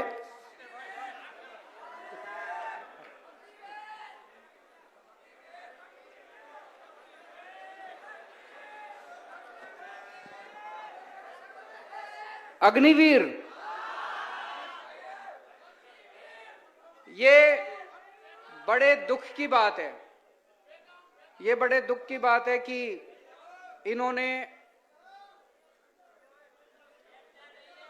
इन्होंने आर्मी की भर्तियों में एक तरह से अब टेम्पोररी पोस्टें निकाली हैं। रेगुलर पोस्ट की बजाय टेम्पोररी पोस्ट निकाली है। क्यों निकाली है? लोगों ने इनसे पूछा कि भाई ये 4-4 साल वाली पोस्टें क्यों निकाली है? बोले हमारे पास आर्मी के लोगों को, सेना को पेंशन देने के पैसे नहीं है। मैं इनसे अपील करना चाहता हूं, एक बार इस देश के लोगों से बात तो करके देखते। इस देश के 130 करोड़ लोग एक टाइम का खाना कम खा लेंगे, लेकिन अपने सैनिकों के लिए पैसे देने को तैयार हैं। ये बड़े शर्म की बात है, ये बड़े शर्म की बात है कि केंद्र सरकार कहती है कि हमें अपने सैनिकों की पेंशन देने के पैसे नहीं है। हम देंगे, इस देश की जनता पैसे देगी, तुम चिंता मत करो। अपने दोस्तों को 10-10 लाख करोड़ रुपए का कर्जा माफ कर देते हो। अपने दोस्तों के 10 लाख करोड़ रुपए के कर्जे माफ कर सकते हो, हमारे युवाओं को पेंशन देने के पैसे नहीं है तुम्हारे। हम इसका सख्त विरोध करते हैं और इसको पूरा विरोध करेंगे, आपके साथ मिलकर विरोध करेंगे और वापस बहाली करवाएंगे सेना के लोगों को।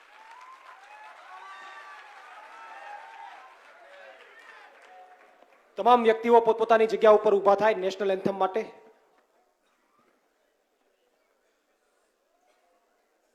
जनगण मन अधिनायक जय हे भारत भाग्य विधाता पंजाब सिंध गुजरात मराठा द्राविड उत्कल बंगा विंध्य हिमाचल यमुना गंगा उच्चल जलधि तरंगा तव शुभ नामे जागे तव शुभ आशीष मागे गाहे तव जय गाथा जन गण मंगलदायक जय हे भारत भाग्य विधाता जय हे जय हे जय हे जय जय जय जय हे माता की भारत माता की.